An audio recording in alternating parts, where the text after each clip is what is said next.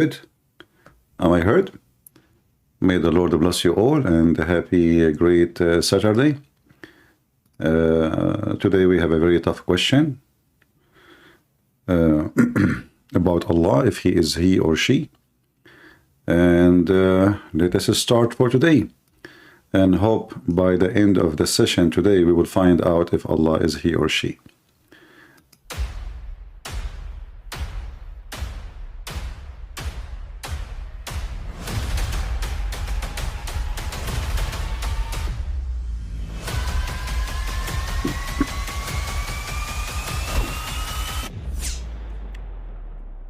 All right, so the question today, and I would like to have some Muslims before we get Christians here. If you are a Muslim, please only just give me an invitation. If you are a Christian, hold your horses until we say you can join us. I'm sharing my screen, right? You can see my screen. Is that correct? All right. I don't know how the screen, how clear it is, but this is the best we can do. For those who they are watching a ramble, for sure they can see way better because the program, you know, we are using is different with ramble. It doesn't work with the Discord. Discord only you have to share the whole browser. So today the question is, who is Allah and why the Muslim keeps saying He? Today we have a Muslim who called us. And it was a very funny conversation. I think they are like from the Gulf. A bunch of Muslims, Abdul, they are Arab. And we were talking about chapter 17, verse number, chapter 21, verse number 17, where Allah, He says, if He would like to have a son or a wife, He will take it from us. And then we go to the interpretation and we find that Allah, speaking about having sex with the angels or having sex with the virgins, who is obviously not virgin no more because Allah is hitting on them. And He is there, the Muslim now they are not, and I don't think they will be there anyway. So if we go in the Quran, and please only if you are a Muslim send me a request to join the conversation with us, you know, only if you are a Muslim. For now, at least. If we go in the Quran, in the chapter, it's called the chapter of the prophets. The name is very funny, but the details inside is more funny. Here we find that so-called Allah saying that had we intended to take a wife or a son, etc., and for sure I like etc., like, you know, you see a woman, you like her, so you go to her. Do you like to have a husband, etc.? She will say to you, what do you mean?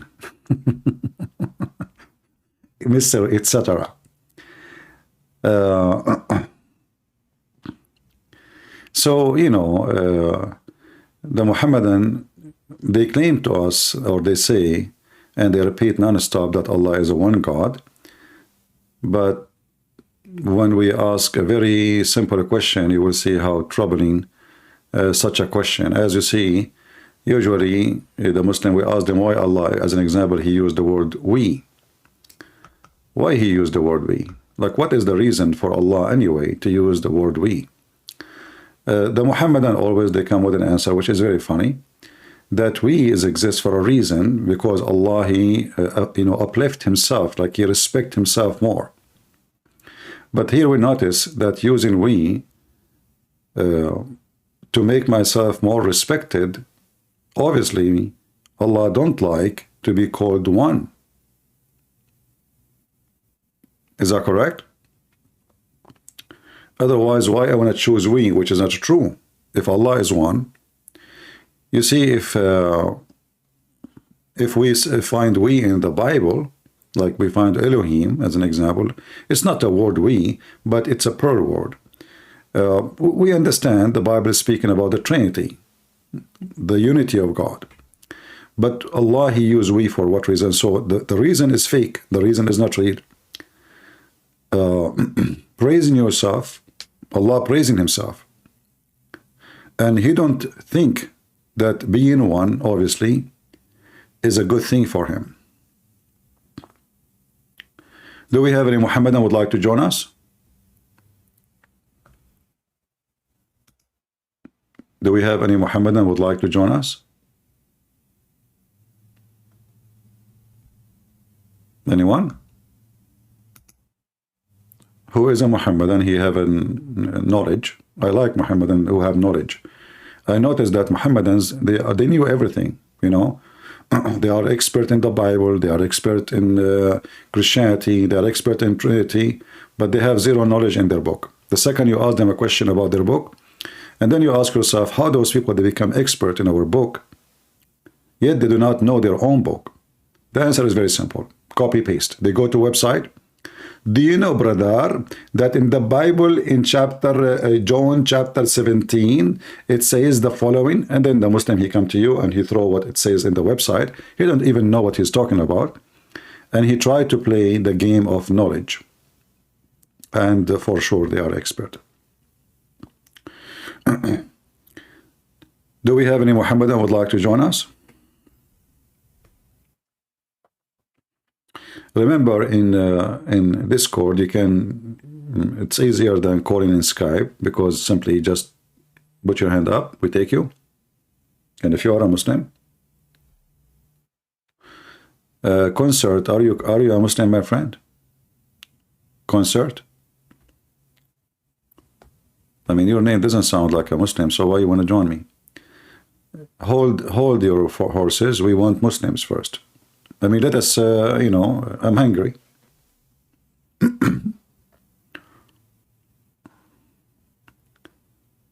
Can I talk bad about Muslims? We are not here to talk bad about Muslims. You get us wrong. We are here to talk about Islam. We are not here to talk bad about anyone. We are here to show Islam as it is. There is bad, there is good everywhere.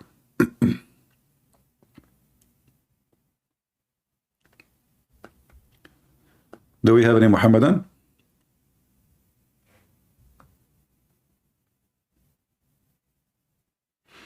Again, please, if you are a Christian, don't request for now to talk.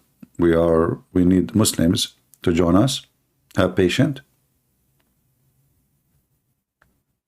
You see, myself, I don't like a conversation between two people agree about everything. That's what the Muslim do. A Muslim, he call a Muslim, and the Muslim, the both Muslim, they start bashing Christianity. And for sure, like, you know, they agree together, right? I mean, they are both Muslims. We don't want to do the same. We want to give a space to the Mohammedans to prove their point or to prove us wrong, right? In the same time, that will be a good method for people to learn what the Muslims say, and we can check the facts, because remember, Muslim always, they say things is absolutely false, including about their own religion. And this is my advice to you. Never take what Muslim says to you as something truthful. Very rare you find a Muslim, he is honest and he give you an accurate or an honest answer. And there is a reason for that.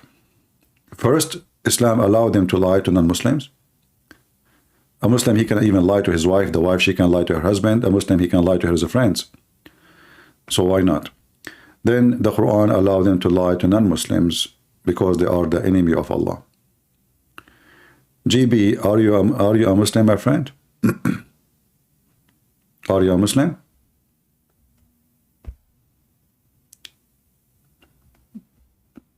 All right. Okay, send the request again. Okay, here we go. We have Salam alaikum, brother. Salam what? I said salam alaikum, brother. Salam alaikum. Okay, wa alaikum salam. Thank you. How you doing? You doing good? What? How you doing, brother? You doing good? I'm doing good. I don't know. I have a feeling you are changing your voice. Changing my voice? How am I changing my voice, brother? I'm not sure. Okay, go ahead. What do you want to tell us? Okay, so you're speaking about today, Allah is he or she, right? Uh-huh. Allah is not a person, brother. Allah is literally not even a being. Allah is a creator, brother. What does have to do with my question? So if he's a creator, is he or she? Brother. It's not a he or she, it's nothing, brother. Allah is God, you get me? God does not have any pronouns like a he or she, you get me, brother? So why you call him he if he is not neither he or she? It says on the Quran, I'm not too sure, brother, but yeah. Why you call him he? If he is neither he, neither she, why you call him he? Here we go. See, they changed their voice, I know. As I told you, Mohammedan, they are a bunch of liars. I'm not bad-mouthing Mohammedans, but this is my experience with them.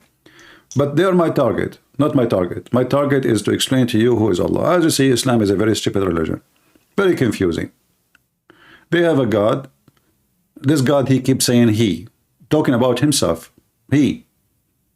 Then the second you ask the Muslims, is he or she, they go crazy. And we have many evidence in the Quran leading us to believe that Allah is a male God. Do we have any Muhammadan?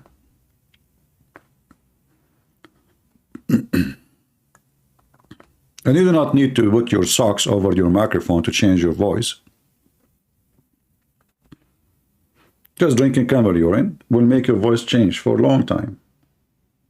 I drink tea. Muslims drink camel urine. They claim that camel urine is more healthy, and for sure. I wish they will drink all of them camel urine, because that will lower the price of coffee and tea. Actually, I wish they will be caught. Like, you know, the Muslim be caught McDonald. Please do. You know, leave it for us. Like, you are harming who exactly? Do you think those people will go bankruptcy because of you? You stop eating their sandwich? The cause, are you a Muslim? Hello? Hello? Can you hear me, Prince? Yes, I hear you. Are you a Muslim? Yes, of course I'm Muslim. All right. Do you see the title of Alhamdulillah? Okay. Do you see the title of our question? Is Allah he or she? Yes. Or what do you think? Yes, I see it. All right. What do you think? Well, I say the creator Allah is neither. You know, he's well, in Arabic, if you want to say you want to call God, you say he. Why? But why in Arabic because you say he? I mean, like, if you say it in English, you know, you want to say something like an inanimate object, it would be it. No, right? no. In Arabic it We says. don't have an it in Arabic, so we can't just say it. No. It is he in Arabic. It is he, yes. Yeah. So why you want to use it? And it is Allah is an idol to use it? If he is a living because being. we don't have the word it in Arabic, that's why we cannot say no problem. it. No, Otherwise we'd be using it. No, but it's not excuse. You can say just Allah. You do not need to say he. What do you believe God is called? He or she? Your God, obviously from the Quran, what I see, he is a male. Isn't it the Quran, as an example, says, if you want to have a girlfriend, how Allah can have a son if he don't have a girlfriend? So what Allah here is saying, and this is your book, if he, you know, how you are asking me if I have a son? I don't have a girlfriend. So why he said he don't have a girlfriend if he is not a male? I don't know where you're getting this girlfriend thing. I heard it from somebody. All I'm saying is that let me explain. I heard this from Da'if Hadith. Okay. What do you call your God? Is it a she, he? What is it? Well, my Lord, the Messiah, he came to us in the form of a man, so we call him he. No problem. So your God is a man. He came in, he took the form of a man, the flesh of a man. But how can an almighty being become a man? Because he is almighty, he can be whatever he wants, but your God cannot. Can he? So, okay, he can be whatever he wants. So he can like pretty much downgrade. Is that what you're saying? How you can downgrade? I will go with you. Your God? I will go with you. So Jesus is God, right? Okay, I will go with you. So when God become a man, that is a downgrade to God. Well, I'm just saying, like, how can a God be a man? I'm Person who's a asking man, a you, person who's a why human, not? Why a not? person who can be hurt, How someone who can God, be killed, someone who can be fed. how God, can that be a God? first of all, you want to see defect, show me where Jesus see defect. But I can show you that your God, Allah, have all the feature of men. Your God, Allah, have hands. He have 5 fingers. He have a shin. He have a face. He have a foot. So what is missing? If he is not a man, what he is? Who said that? Who, in what world, in what scripture have you read? I heard the Muslims. I heard the Muslims saying that, but I don't know if this is true. What do you think? You heard the Muslims, so you didn't really go back in time, find the scriptures, the hadiths, or in the Quran that God has hands, that God has fingers. So I could say I'm Christian and I say like something about your religion. You just believe me? Okay, so you think Allah don't have hands? I don't think God. We cannot imagine what God looks like. No, this is not my question. I'm not asking you to imagine. I'm asking you, do Allah have hands? I said I cannot imagine. I said I cannot imagine. I'm not asking you to imagine. I'm not asking you to imagine, my friend. I said, do your God, Allah, have hands or not? Either you say yes, he have hands, or you say no, he don't have hands. I cannot tell you. I told you I cannot imagine. Why you cannot tell me? What's the problem? Because he's God. So what?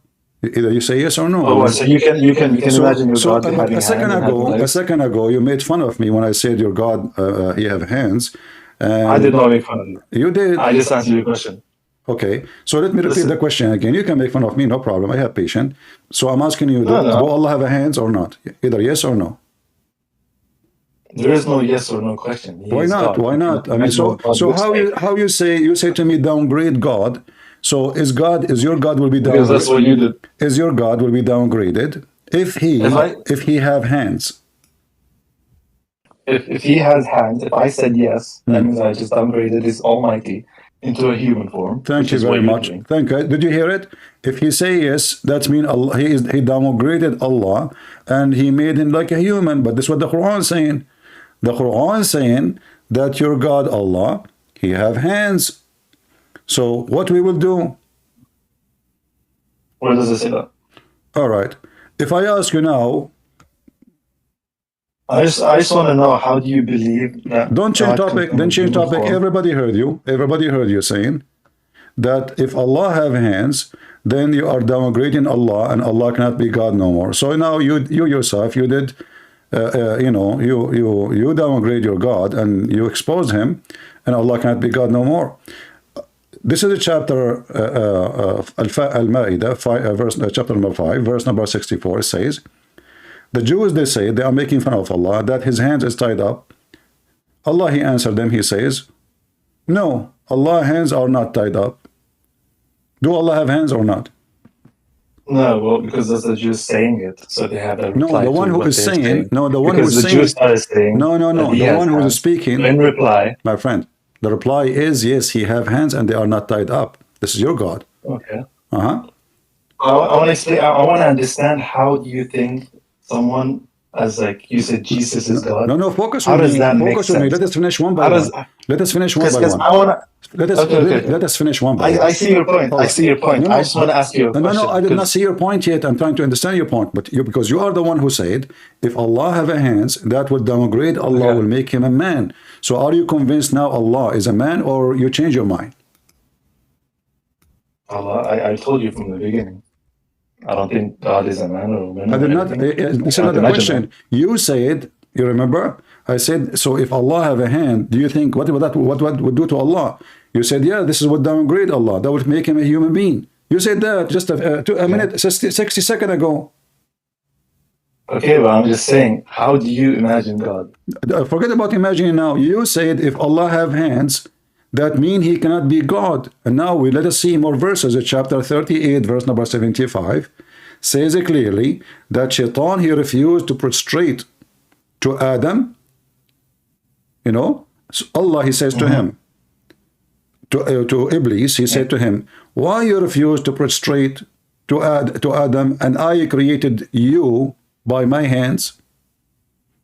But you said, and everybody heard you, if Allah have hands, that means he cannot be God.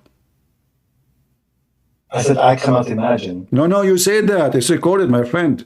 It's recorded. Okay. You said that. If you would say so, No, it's not say so. Maybe, here we go. I have all those people. I'm just saying. I have all those people as witnesses. All those people are witnesses for what you said. You said that. Okay. So if let's say hypothetically that God has hands, okay, or I would say that He has hands. All right. Why Allah have hands? That means that. Not hypothetically, my about, friend. Don't play the game with me hypothetically. It's in front of you. Chapter 38, verse number 75. I'm showing it in the screen. So what do you mean hypothetically? It's in front of you. Hypothetically. Yeah. What do you mean? It's in front of you. This is not hypothetically. It is in front of you. It's a fact. And all the Muslims agree with it. Okay, but you want to believe that Jesus is God. Why you are changing topic? Why you are changing topic? Okay, I'll go on with what you say. I'll go on with what you say. No, don't go with what I say. Don't go. It's you. It's what you say. It's what you say. It's you who say it. If Allah have hands, He cannot be God. It's you who said that, not me. Okay, I understand. Can I ask you a question? But we want to finish this topic. Why Allah have hands? What do you mean? I'm just saying, I don't know why Allah have hands? Why Allah? I have hands because I eat with them. I have hands because I need to carry stuff. I need to open my door. I need hands because I need to use them in my daily life. Allah have hands for what reason? Well, I don't know where you got this scripture from. Can I have a confirmation? It's in the Quran. It's in the Quran? Yeah, it's in the Quran. I just told you. Okay then. I can. Well, can you read it in Arabic? My Arabic is very bad. Well, how is it bad? It's like bad, like your prophet. I do not know how to read, how to write. This is how bad it is. So you cannot read or write Arabic? No, I'm illiterate. But you read like the English translation and then like that, something like that. That's what you believe? Yeah. Okay, that makes more sense then. So read it for us. Can I ask you a question? Okay, can I ask you a question? Read it for us. No, I can't. As you said, I can't either read or write Arabic. So you do not know how to write, how to read Arabic? Yeah. No, I can't. So why you said to me? Because you know more. Because you know more, right? I am now more confused. I just wanted to ask you, right? Why you ask me to read for you in Arabic if you do not know Arabic? Why, if I knew Arabic, I would have read it myself. Why would I ask? Why you ask me to read it for you in Arabic? Why you ask me to read it in Arabic if you do not know Arabic? Why are you arguing? It's an Arabic scripture, right? Okay, but why you ask me to read it in Arabic if you don't understand Arabic? What's the point?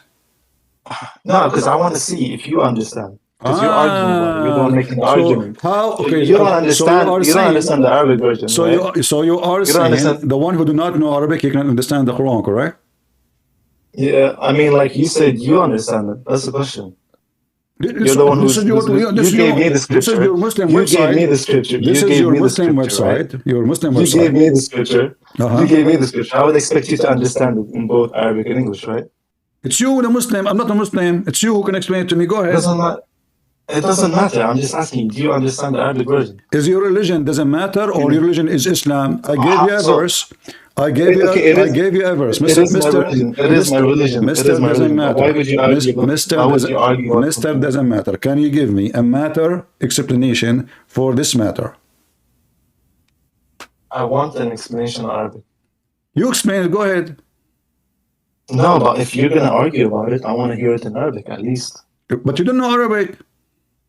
Well, neither do you, so why would you argue about something you don't understand? So now if I know Arabic, it will make you be convinced that I know what I'm talking about? Is that what you're saying? I mean, like, if you would read it for me in Arabic, I'll probably... Okay, I'm going to open my app. Let me open my app, which is going to read for me, read for me in Arabic. No, I want you to read it. Why can't you read it? Because I need to use the app, Google. No, Google, no. Use your own, like, Arabic. I want to hear you. Okay, but Google is better. Google also. Okay, now you need to Google it. So you never knew like the Arabic. Okay, I'll read for you Arabic. Lu ibris mo marangi o maru la rori. Here we go. What? I told you I do not know. You know, you are making fun of me now. Should I tell my mom? I'm not making fun of you. I'm sorry. I did not mean to make. I want to be as respectful as possible. All right. So why you cannot open your own interpretation yourself and give me the answer? If I do that, it kind of defeats the purpose because you're the one who's making the argument, but you don't know the Arabic scripture. Well, let me read for you in Arabic then. قال يا إبليس ما منعك أن تسجد لما خلقت بيدي. Why you are refusing, إبليس ما منعك أن تسجد لما خلقت بيدي استكبرت أم كنت من العالين. So I speak Arabic, my friend. Arabic is my first language. Okay. I am an Arab man. I understand. So now give me the answer, please. Here we go. I learned Arabic in 2 seconds. Okay, in 2 seconds, great. Isn't lying bad in like Christianity? I'm showing Muslims and Christians that Muslims they lie. Isn't lying bad in Christianity? I'm showing everybody that Muslims. I'm not lying. Everybody here knows. Everybody here knows that I am a Christian prince. I am an Arab. I speak Arabic. This is my language. How all of a sudden you can speak Arabic? Listen. Did you just lie to me? Yeah, I did not. I was showing everybody how Muslims define any excuse. No, I'm not lying. I'm not lying. People are laughing at you. I'm showing people how Muslims defined excuse. So if I don't speak Arabic, now you need to find. Now you find another excuse. Here we go, another excuse to no excuses. No excuses. So now I did read for you. I did read for you in Arabic. Now, Allah have hands. So you could have said I can read Arabic, but I want you to read it. Everybody knows you are coming to Christian Prince. You could have said that, but no, you lied to me. You said I cannot speak never Arabic. Heard of me before. You made fun of the language. You never heard started speaking. You never heard of a Christian prince before? I've heard of you. So how come you do not know? You have been watching me, and you just said you've been watching me. So you do not know that I speak Arabic. What's wrong with you? Of course, I knew you can speak Arabic. That's why I wanted you to read it. But no, you see, you were convinced that I don't speak Arabic. So listen. So now you Muslims, when you see somebody, he is a foreigner, he's not an Arab, you use the excuse, you say to him, oh, you do not know what you are talking about, you don't know Arabic. If you know Arabic, I can believe you, but you are just an idiot who do not know Arabic. So the Arabic is an excuse, and this is what I wanted to show everybody here. Yes, it's an excuse. Okay, now I spoke Arabic. Now you listen. Look what you did. Look what you did. In which language? Look what you did. In which language? In which language? What language? Which language was it written in? What? The Quran. In which language was it written in? I don't think it was Arabic. Okay, then what language was it? Yeah. Do you see the word Iblis as an example? Is Iblis an Arabic word? It is. Is it? I believe it is, yes. So where is the word Biblos coming from? But I'm just saying Iblis is an Arabic language. I'm asking you, where is the word Biblos coming from? I'm asking you, which language was it written in? I just told you, obviously cannot. Because your God, the Quran, is collecting words from everywhere. Greek words, Aramaic words, Ethiopian words, Indian words. So where is the word Iblis coming from? Okay, but as I said, like doesn't language. Why you don't tell me? Why you don't tell me? Where is the word Iblis coming from? I already said. Didn't you say before that language is? Is that true? Is it true that this is a Greek word? Which word? Iblis. In the verse. I know Iblis is chapter 75. No, everybody knows that this is not an Arabic word. So your God Allah now is taking a word from the Greek. Who exists before who? The Greek or Allah? Allah existed before. Okay, so why he is taking something from the Greek language, claiming that this is the one who spoke to him in that day? Yeah, no, it has nothing to do with God. The word was derived into Arabic language, and the Arabics picked it up, and now what Arabic? But this is not Arabic. As simple as it is. Iblis is not Arabic. Whatever it is. Let us go. Whatever it is. Let us go back to. I will help you. I will help you. Why Allah have a hand? Why are we going back to that? We're already done with that. Because the question is Allah. I want to ask. You know, we are talking about Allah having a. You're hiding the fact that you just lied to me about you don't speak Arabic. You can say whatever you want. I'm making expose of the false Muslims and how they debate non-Muslims. You Muslims, you play games. So I'm playing with your games. I'm exposing you. You Muslim, you lie to everybody. You say you know Islam. You claim that you are a Muslim, you know everything. But the second we ask you, do Allah have a hand? You deny it. The second we ask you, why Allah have a hand? You say, wait, who said that? Where it says that? Do you know Arabic? You don't know Arabic. So everybody say that you are lying to us. Either you know your religion or you don't. So now let me repeat the question. Do Allah have a hands? Yes or no?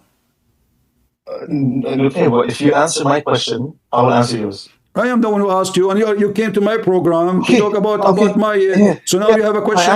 Answering your questions, and you keep hitting, like you keep spiraling everything. You keep just. Well, this is my topic. My topic. My topic is Allah. My topic is Allah. He is he or she, and now you are coming to me with the question. So we are trying to find out why Allah. You are the one who mentioned to me your God. Your God Jesus. Is he a man? He came as a man. This is why we mentioned the word hands with feet. It is you who led me here. So now, why Allah have hands? I don't respect the fact that you lied to me. Who care? Muslim, they lie to us all the time. I'm just showing. No one lies to you. No one lies to you. I am not. No, it's nice of me. It's nice of me. It's nice of me. It's nice of me to expose you as a Muslim who lie. This is why I'm here. I'm not here. I'm not here to show off that I know Arabic. I'm here to show everybody that Muslim, they are a bunch of liars when they defend their religion, and they use any excuse, false excuses. First, you deny that Allah have a hands. This is what happened. This is what happened with Mimi Hijab and David Wood. David Wood said to David Mimi Hijab, "Your God Allah have hands. He have feet. He have etc. He have body part." Muhammad Hijab, he says, "Who said so? Who said so?" Is your motive to bring Christians in or push Muslims away from Christianity? What is your motive? Every day are you trying to make me Christian? Every day I go live. My friend, I don't care what you think. Every day I go live. Muslims, I am giving you the answer. Every day I go live, Muslims leave Islam. Don't you know? I'm just asking you, do you want to make me Muslim? Or I don't want to make you. I don't want to make you anything. You want to be a liar, you can stay a liar. I'm just facing you with the truth. It's your decision what to do. No, because I want to ask you, if you want to make me Christian, at least I should ask you some questions so you could let me know. But I am not here asking you now. I will do my best to help you. How are your Christian friends? How are your Christian friends? How are your Christian friends, but you don't want like people to come to Christianity? Like how is? Because I want to be sure that you are not a fraud and not a liar. I don't want to invite a liar to Christianity. I want to invite a decent man. Liar, you're the liar. You're the one no, it's you. It's you. It's you. You deny that Allah has hands. You claim that I cannot understand the Quran unless I know Arabic. But yet you yourself do not know Arabic. So how you pray to God? How you pray to your God? How you understand your religion if you yourself do not know Arabic? No, but you lied to me, so that makes you can think as you wish. How is that my fault? Okay, so if I practice a little bit of Islam with you, why you claim me to be a Muslim? I want to be a Muslim for 5 minutes, man. Muslim like us 24 hours. It's my free. I am free to be a Muslim for 5 minutes. Come on. I want to practice taqiyya. Can I practice taqiyya? So you practiced everything. Can I practice taqiyya? Can I practice taqiyya? Okay, what taqiyya is that you can speak to Christian and Jews and non-Muslims, speaking to them in a friendly way while your heart is like this. I am. True or not? I am. Okay. I'm being as respectful as possible. I haven't said anything so far. No, and I want to know why you like it. No, you see, this is not what I said. You are not listening. Taqiyya mean that you speak to us in a friendly way while your heart dislike this, which means you hate us and you are lying to us. Yes or no? No. All right, let us prove it. Here we go. This guy, he said, no. How many no you said? That is a double three, a threesome no. Let us go to the Quran. Here we go. There is no hate. Okay, here we go. This is a chapter 3. I'm showing my screen. Do you see it? Chapter 3, verse number 28. It says here that the one who take a Christian and Jews as a friend, and he take them, and he is sincere, who is sincere, he have no honor. No, he's a disbeliever. He have no connection to Allah. He has no honor or mercy or protection from Allah. Let me finish. And then, but if you guard yourself against them, save yourself from them, talking as it were security, saving yourself from them by speaking in a friendly way toward them while your heart is like this. You said to me, no, it's a lie. No, can you read it, the Arabic version? Oh, he don't know Arabic. I mean, no, I'm just saying, can you read the Arabic version? do you see the joke? Do you see the joke? If you read the Arabic, I want because you can speak Arabic now, right? You can speak Arabic now. Can you please? But you do not know Arabic. Why you keep asking me to read Arabic when you do not know Arabic? What's wrong with you? Because there's Arabic listeners. They want to understand. Okay, no problem. They can open chapter 3, verse number 28, and this is Tafsir Ibn Abbas in Arabic. No problem. They do not need me to read in Arabic. Go ahead. So now what say you? So I asked you one thing and you don't want to do it. Why is that? I just asked you to read it in Arabic. The page does not have the Arabic version of it. It have only English. This is your website. Oh, it has only the English version. Yes, right. yes, it's in front of you. Are you blind? That's right. Are you blind? Yeah, of course. Don't you see? Don't you see? Arabic, whatever was said in Arabic is only now translated in English and cannot be seen in Arabic. Can you see or you cannot see? Are you blind? Can you see or you cannot see? I said, can you read it in Arabic? There's nothing in Arabic there to read. Only the Quran. Okay, then how? That's basically just trying to explain it in Do you want me to sing it? Do you want me to sing it? Do you want me to sing it in Arabic too, or just read it? Seriously? Huh? Can you read it, and if I don't understand, can you sing it? Are you examining me if I know Arabic or not? I read for you in Arabic. What's wrong with you? I'm just like, I'm a little annoyed from before because you like to know. You are what? I'm a little annoyed from before because you said you cannot speak Arabic. A Muslim, he speak about decency when they have a prophet have zero decency. I was making mockery of Muhammad. I'm showing everybody. Everybody here knows I speak Arabic, but everybody knows. And you are the one who said you watch me many times, so you know that I know Arabic. Yeah, but so what's wrong with you? What's wrong with you? I am showing everybody. Really annoying. You are a liar like you're a prophet. So now let us go back to zero. Why your God Allah have hands? Why? So as soon as I call you a liar, you want to go back to that topic? You can call me whatever you want. Muslim, they call us pigs, they call us monkeys. Listen, Muslim, they call us pigs, call us monkeys, call us najis, call us kuffar, but that goes all back to you. We don't drink camel urine. We don't have sex with kids, and we don't lie to others in the purpose of deceiving them. I'm here to help you to see the truth, not to deceive you. You're not helping me because I want to ask you. I am helping you. I just showed you the hypocrisy you are suffering from. So now listen. Why Allah have hands? Why Allah have hands?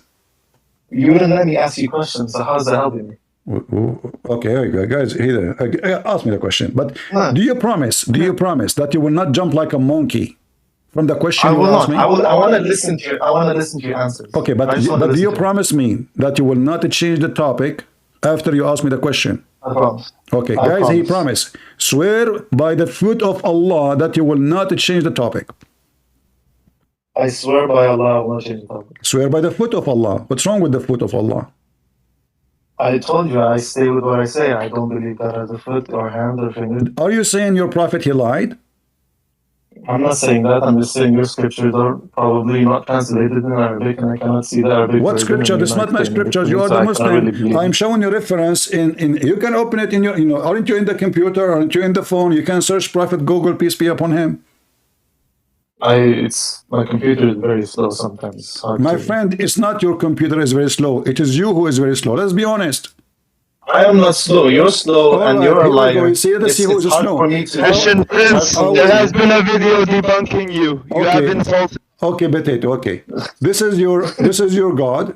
This is your prophet speaking. All right, and he said that Allah he put his foot in the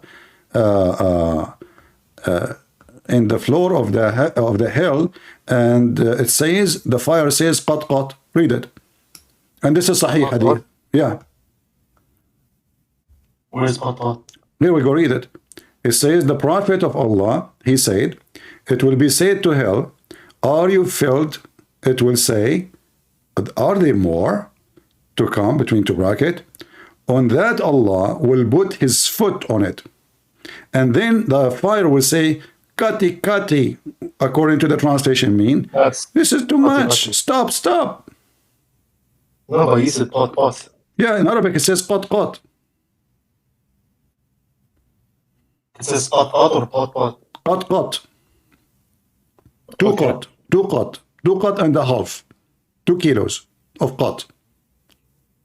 Being very specific with the Arabic now, it means that you really. I just showed you. I'm showing you the screen. I am showing you the screen. Stop playing games. Okay, you see my friend Immune over here? His name is Immune? Yeah, I mean, I'm just reading his name, like what I see on the screen. What about him? What do you want? Do you want help?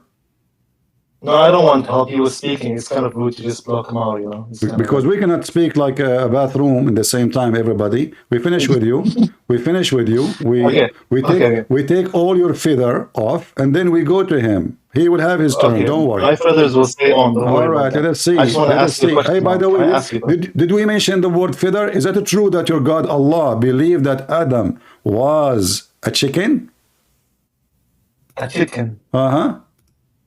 I don't know what you're talking about. There's no chicken. According to your God, Allah, He sent Adam down to earth. He is covered by feather.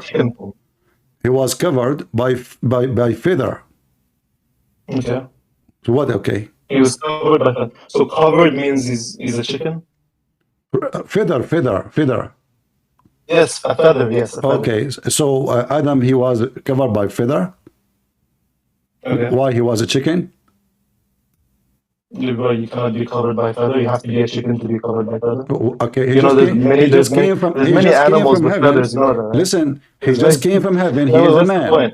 He is a man. He just came down from heaven. And then we find that your God Allah claiming that the clothing for all of us, by the way, not only Adam, all of us, we are covered. Allah, He covered us by rish. You see the word rish? Feather. When the last time you saw an Arab man, he was wearing feather. Is your God speaking about Adam? He came down to American Indian, native Indian or something? They put a feather in their head, but they are not covered by feather. There is no feathers. And like, it says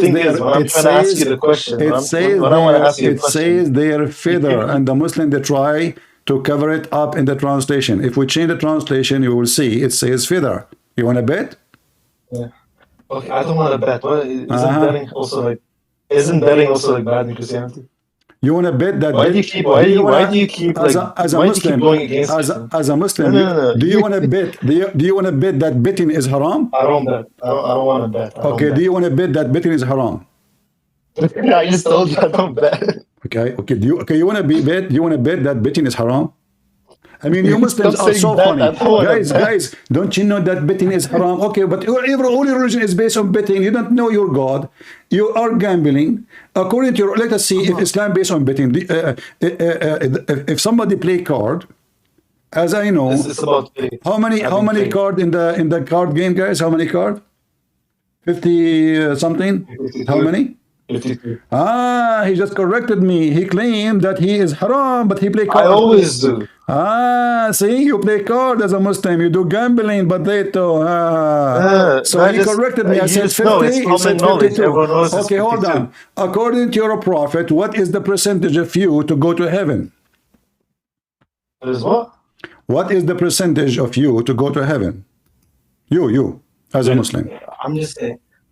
What is the percentage of the Christian? What's the like when you play card, if there is yours is 100%. If there is four people, if there is four people, listen. If there is four people, right? Yours is 100%. Yes, 100%. 100%. If you follow the Messiah and you obey His command, 100%. Yeah. But if you are a Muslim, you are just a loser and you are doing gambling. You want to bet? Let us see. According to your prophet, that the Muslims are going to be 73 sect. Only one of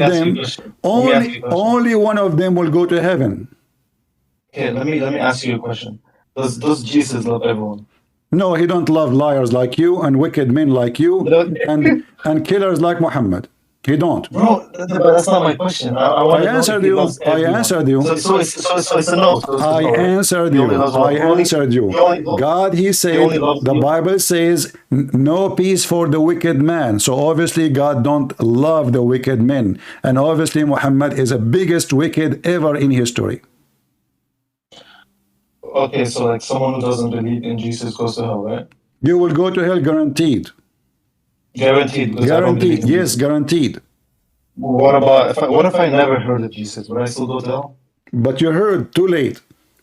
What if I have? Let's say I'm some tribal member in the middle Well, of Namibia. if you did How would not, I? if you did not, then God will judge you by what you know. As simple as Is that so? As simple as Is that that. so? So if you know about Jesus, then you are not excused. It's the same as any law in any place. Let us say somebody live in the jungle. He have no law there. So God will judge him. God will judge this person by what he is given to him. God is about justice. You Muslim, you know about Jesus. Your Quran spoke about him tons of times. So you have no excuse. So you are going to go to hell guaranteed. Okay, but was Free shipping from a Christian prince. I will get you the ticket. free shipping? Yes, To hell. free shipping to hell. That is very loving of you. Oh, absolutely. Prime service of Amazon. You are a Muslim, you refuse Jesus, you follow a child molester, you believe in hating others, you believe that you are beating your wife. I mean, what kind of a religion teach you to beat your wife? Do you like to see? I don't know. You're getting like contests from like different places. Is Because it? I could do the same thing. No, About this, no. like, You from the see, Bible. I was talking about Allah hands. You jump. You said you wanted to ask me a question, and now we ask you a question, and now I say to you, I say to you, do you promise me you will not change the topic? So now I start answering you. You ask me about who is going to go to heaven, who's going to go to hell. This was your question, and now you don't want me to talk about it. Talk about it, but Okay, so you will go to hell, and Muhammad confirmed that the most loser is the Muslim. They are 73 sect. The Christian and the Jews are 71, 72. The Muslims are 73. So your opportunity to go to heaven, according to your prophet, is 1 to 73. Good luck with that. 1 to 73. Yes, 1 to 73. There's 73 sect. One of them only will go to heaven, according to your prophet. And I'm showing the reference on the screen, and you can read, right? Don't tell me you cannot read. That will make you a prophet in Islam. Be careful. I'm reading. Does it say that there is 73 sect, the Muslims? I don't see 73. Yeah, it's at the end. Yeah. So why the Muslims are the most divided? If you have the Quran, and this is the book of guidance, it looked like the Quran did not do any better. No, it's the people divided. It wasn't God that did it. Okay, but you have the book of guidance. Allah, He sent His book of guidance, and now you are the most divided. The one who will be guided. The one who will be guided is the one who is believing in the Quran the correct way. As simple as. Yeah, okay. But you don't understand the Quran. But you, as a Muslim, a second ago when we spoke in the beginning, you said to me, you do not know if Allah have a hand or not, and you reject that. And now we found out that Allah have a hand. So you said to me, the one who will go to heaven is the one who believes in the Quran, but you do not know a single verse in the Quran. Yeah, but when I asked you to read it in Arabic, you lied to me first. Well, I'm just playing with my let us say, what they call it, the one in the hunt, what they call it. You know what they call it? When the lion he hunt a prey. I'm playing with my prey. I have the right. I want to enjoy it. I'm not hungry. You're not hungry. Yes, I'm not. So I'm playing with my prey, and you are now. You have no excuse. You are in the corner. You're trying to change the topic. So let us go back to zero. You see, you promised me to change topic, and now you are changing topic. So now, why Allah have hands? Why Allah have hands? No, I said I came here to understand and to learn, but you're coming here to attack and lie. I am not attacking. I'm asking you. I want to learn too. I'm trying to learn. I am a student of knowledge. I want to learn why Allah have hands. What's wrong with that? Why you are upset? Yeah, I want to learn from you. No, because you're the host. Okay, why Allah have hands? Can you help me, please? Okay, I'm just asking you. I want to ask you a question then. You did ask me the question already. You forgot? Do you have a short memory like Muhammad? No. I know, but that's just one question. Why can I not ask like two questions? Now we extend. Okay, two questions. This is the second question. Guys, this is the second question. Still, he did not answer me. Why Allah have hands? Okay. I asked you if you'd read it in Arabic and give me the correct translation. What do you mean? What do you mean? I did read it for you in Arabic. You did? I did, yeah. Can you read it? Okay, but do you understand what it means? Sure. Okay, then can you explain it in Arabic? I did. Your God, Allah have hands. No, you explained it in English. You didn't explain it in Arabic. I just did. I will explain it to you in Arabic, but you not know Arabic? No, but there's people who understand Arabic. They want to understand. It's not fair to just... I don't understand what you're saying, man. Look, he said to me, explain it in Arabic. The second I said 2 words in Arabic, he said, I don't understand, man. Because I don't understand, because there's people here who wants to understand. Isn't this a place to understand and to learn? So why Allah have hands? Can you tell us, please, if you don't mind? No, but if you would explain to me, right? Do you think Allah's hands is better than my hands? Let us be honest here. Does your God have hands? Yes, he have hands, and he healed the blind man with them, and he healed the leper, and he make every sick person walk and see and heal from every disease. This is the hand of God. Your God have hands for what? Why? Your God, he have hands. Why? Jesus, right? Your God have hands. Why? Your God, yes, I'm talking about Jesus. Isn't it true that the Quran says, oh, not the Quran, sorry, Mickey Mouse, said that Jesus, he healed the blind, and he resurrected the dead, and he created from the mud the bird? That's what Jesus can do with his hands. Now, what your God can do with his hands, can you tell me? Can he even make, can your God even make hummus? Can Jesus' hand be decapitated? Can Jesus' hand be decapitated? You can decapitate them, but he's God. You cannot do that anytime. He will go. I will give you an example. I will give you an example. I will give you an example. I will give you an example. I will give you an example. Let me answer. Let me answer. The Roman, they put nails in the hand of Jesus, and they put an arrow in the chest of Jesus, and they killed Jesus, and they put him in the grave, and he came back. So you cannot kill God. As simple as that. And he came back, and then when he was crucified, he came back, and he showed them his hands. They said, well, they could not believe it. Like, what? Why didn't he come back when he was crucified? Because he's God. He can come. No, why? No, why? But if you can come back then, what do you mean why? Because he want to prove to everybody that he is the Messiah, who is God, who come to us in the flesh. If he got killed and he never come back, that means everything he said is a lie. But the Messiah, he proved that he is who he claimed. He is the Messiah. He came to earth. He said, you can destroy this temple and I can build it in 3 days, talking about his body. So they destroyed this temple. He allowed them. He said, nobody can take me, but I lay down myself. So the Messiah allowed it to happen so we can see and to approve that he is the one every human being, the whole universe is waiting for. Now, your God Allah have a hands to do what with them? To make hummus? My Jesus, he have hands, and he used them to do amazing miracle, the power of God within his hands. He made the blind see by touching the eyes of the man. He made the man who cannot walk by commanding by voice, did not even use his hand. He says, carry your bed and walk. The Messiah, he walk in the water. So he have feet, but he can walk on water. Your God, can he walk on water? He cannot walk at all. So in conclusion, your God was killed by the Jews. And he is alive right now according to your Quran. And I want to go with your logic. Because he was never killed. That's the thing. Let us go with your logic. Let us go with your logic. Are you saying? With your logic. Okay. With your logic, my friend. Okay. I'm going with your logic. God was killed. Listen, can you say yes? Okay. Hold on. Okay, I'm going with you. Are you saying? Let me understand you, please. Are you saying? You don't want to answer that. I'm going to answer you honestly. Are you saying that if God got killed, he cannot be God? If God is killed, how can God be killed? Thank you very much. Thank you. So guys, if God got killed, let me answer now. If God got killed, he can't be God. That means in Islam, Jesus is God. They could not kill him. No, but okay, but you believe he was killed. Listen, you believe he was killed. This is your logic. You don't believe in Christian. You don't believe in the Bible. This is your logic. So now you don't believe in the Quran. A second ago, you said if he is God, nobody can kill him.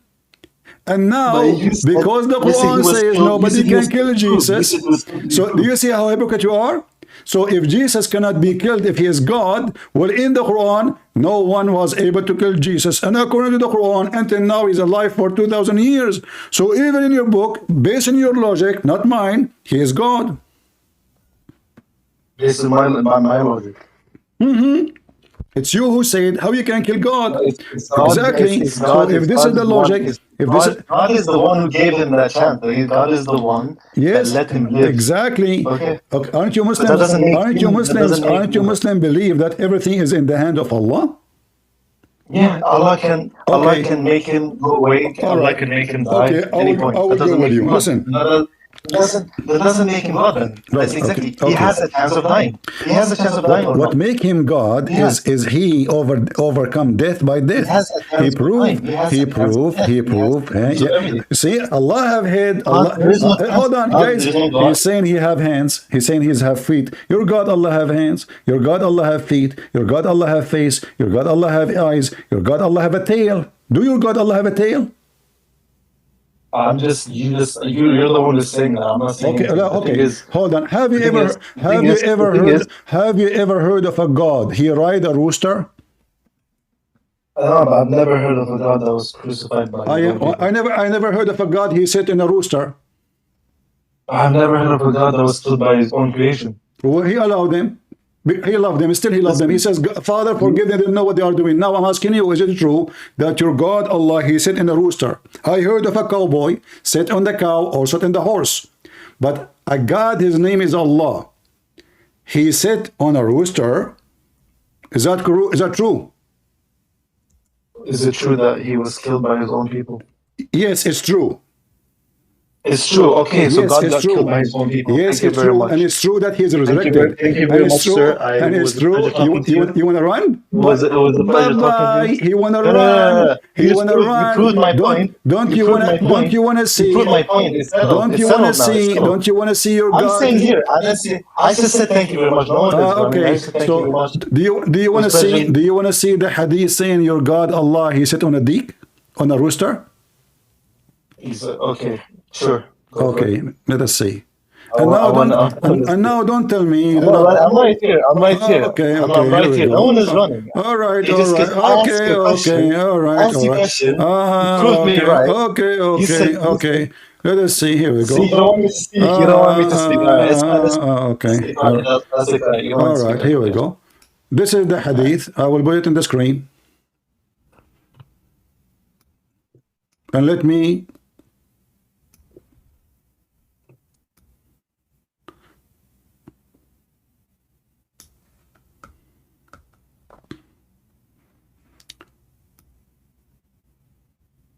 Oh, we have to open it with, hold on, give me a second.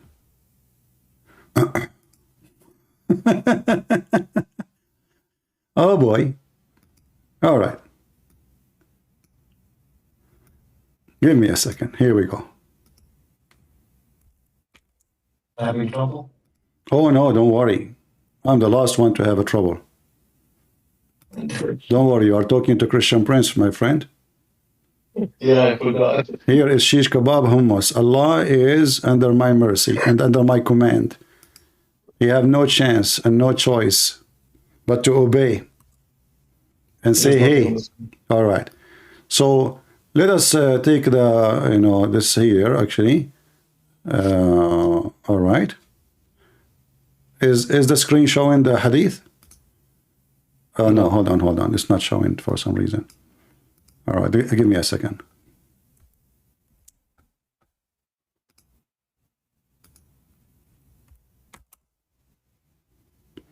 All right, here we go. This is the hadith, and it is sahih. Da'if. Oh. Your God, Allah. What does that mean? It's da'if hadith. What does that mean? Well, Allah, he sat on a deek. He sat in a rooster. Okay, what you said, what does that mean? You just said something in Arabic. Da'if mean weak. I want to understand. Weak. Means weak. Oh, wait, this is a weak hadith? Okay. Keep going. And I just showed you the reference. Yeah, read it. Guys, can you see that? Read it. Can you see the reference or you cannot see it? You can see it, right? No, can you read? Let me use Google Translation. Can you read the so-called? Oh, you know what? We weak cannot use hadith? Google Translation here. Let me give you the link. I will give the link to everybody because this is not Google browser. I have to switch Google browser in order to use it. It says here that Allah, he sat on a deek, on a rooster, and this rooster, his feet is in the ground, and his head is under the ass of Allah. And the rooster said to Allah, praise be to Allah, to you Allah, how great you are. Okay. And then Allah he says,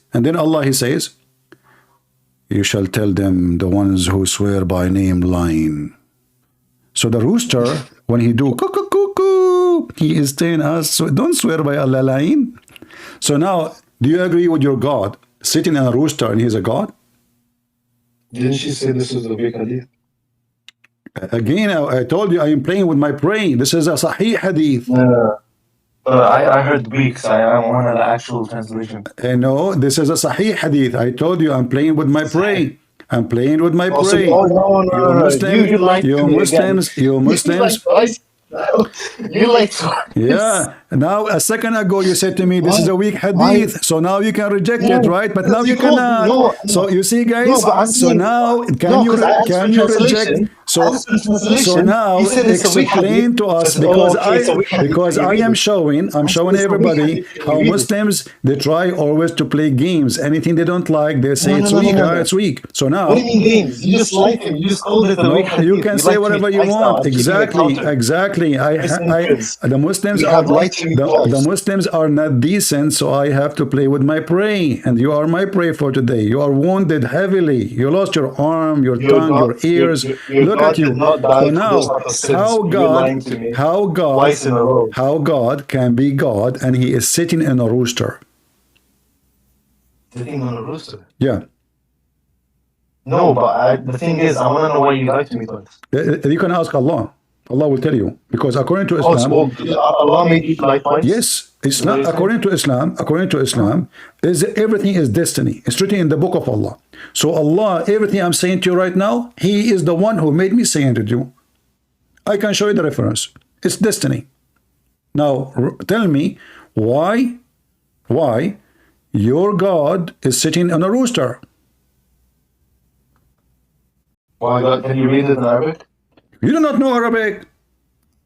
No, but again, why do I have to keep telling you? There's people in here. Why you keep saying? Okay, somebody found the English version of it. Let me open it in the screen. Give me a second. Here we go. This is the English version of it. Allah, he sit in a rooster. What say you now?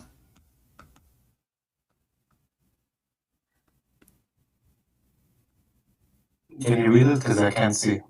It's in English. Yeah, I can't see this. I can't. My screen is blurry.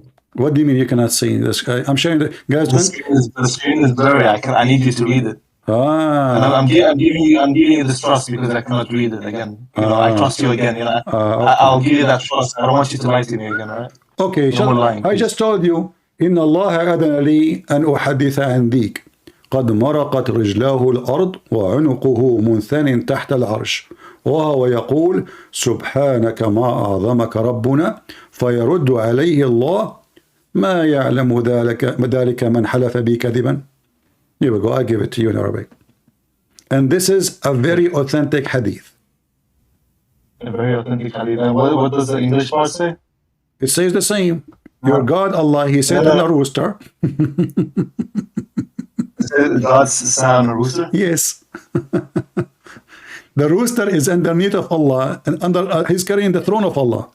The throne of Allah is at the top of the rooster. Okay. And this rooster is so big to the point his feet is touching the earth. Okay. What okay? Is that it? Is that what it is? Yeah, this is how it is. So what do you think? You see, this is the first time I heard this, so maybe I'll look into it. I'm not going to sit here and lie to you, okay, because I don't lie again. I don't lie. If I look you into don't that lie. Why you are not a Muslim? What happened? Did you leave Islam? Yes, I did. You left Islam? Left? I read. No. You said you don't lie. That means you left Islam. What do you mean? When did I lie? You just said you don't lie. Yeah, but I said I don't Okay, lie. that's mean you're an ex-Muslim. How? A Muslim, How you are you have to lie. coming to Okay, this is it How are you coming to your, this okay? conclusion? Is lying allowed in Islam? Yes or no? No, is lying allowed in Christianity? Yes or no? No, Okay, then why did you lie to me? I am not. Twice. I'm playing with you. You wouldn't you're not. You I am lied to me not. twice. You are not buying. First you said- You are not first- buying. first you said- You are not buying. You are No, not you selling left- from you me. left I'm me not twice doing about business Hadi. with you. I am showing Yes. everybody how hypocrite I the don't Muslims understand. are. Here, this is a school. I'm teaching the Christians how Muslim they lie. That's the whole point. So now, I'm not is teaching it you. true? Is it true that your prophet he says a man he can lie to his wife? You're the one who lied to me though. Are you So I'm my asking Are you my why did wife? you- When I ask you, does Christianity allow like lying? No, it Does the doesn't. Bible say you can lie? No, Jesus Okay, said but why all did you lie? lies. Oh, If you're gonna- listen. if you fully believe in the Bible, Don't then school how me does- about Jesus is believing God. and not believing. Why You don't are you- the last one why to don't know you- who is God. You don't until now you refuse to answer me why Allah have hands. So listen to me. Allah don't have a penis, but yet the Muslim call him he. Allah is a fake he. Allah he call himself we. But the Muslim they say Arabic doesn't have the word it. So but the Muslims, but the Muslims say he is one. So this is a fake we. It's a lie. It's a lie. When Allah he say he, and when the Muslim they say he, they are lying. He is not he. He is not a male. When the Muslim they call their God we, and Allah he call himself we, it's a lie because Allah is not we. When Allah he say everything Allah he say is a lie. Otherwise, why he is saying why he call himself we if he is one? Okay, is God he for you? It's a he, right? Yes, it is he. In the same time, he is we in the same time. At the same time, so he's two things at once. Exactly. If I speak about, how is it we? Okay, I will explain to you. I will explain to you. Sit in the rooster, so I explain to you. If we speak about Jesus, that we can say he. If we speak about the Father alone, we say he. If we speak about the Holy Spirit alone, we say he. If we speak about the Trinity, we say we. Because the Trinity is united one. So now I answered you. Why Allah using we when he is just one? The answer is very simple. It's a fraud. Oh, no, but then if it's a we, that means there's more than one God. Exactly. Exactly. Because you So Muslim you don't believe believe. Because you Muslim don't believe. Because you Muslim don't believe in the Trinity. For us, we, it's still Trinity. Because we, in the name of the Trinity, it is one God, but the three person. But Allah, he used we, and you are the one who said, if we say we, that means we are speaking about multi-God. So your God can't be one. So, but okay, so you speak of multi-God, but you say God is Jesus and Jesus is God. Yes. And you keep saying that they're the same thing. So how does the word we explain Jesus and God when you're saying they're all the same thing? All right, let us explain that for you from the Quran. Do you have the Quran with you? What does Quran have to do with this? I'm asking you about your religion. Because I have, in order to explain a mathematic idea to a donkey, I have to use the book of donkeys. In math, 1 does not equal 3. Yes, exactly. One is not equal.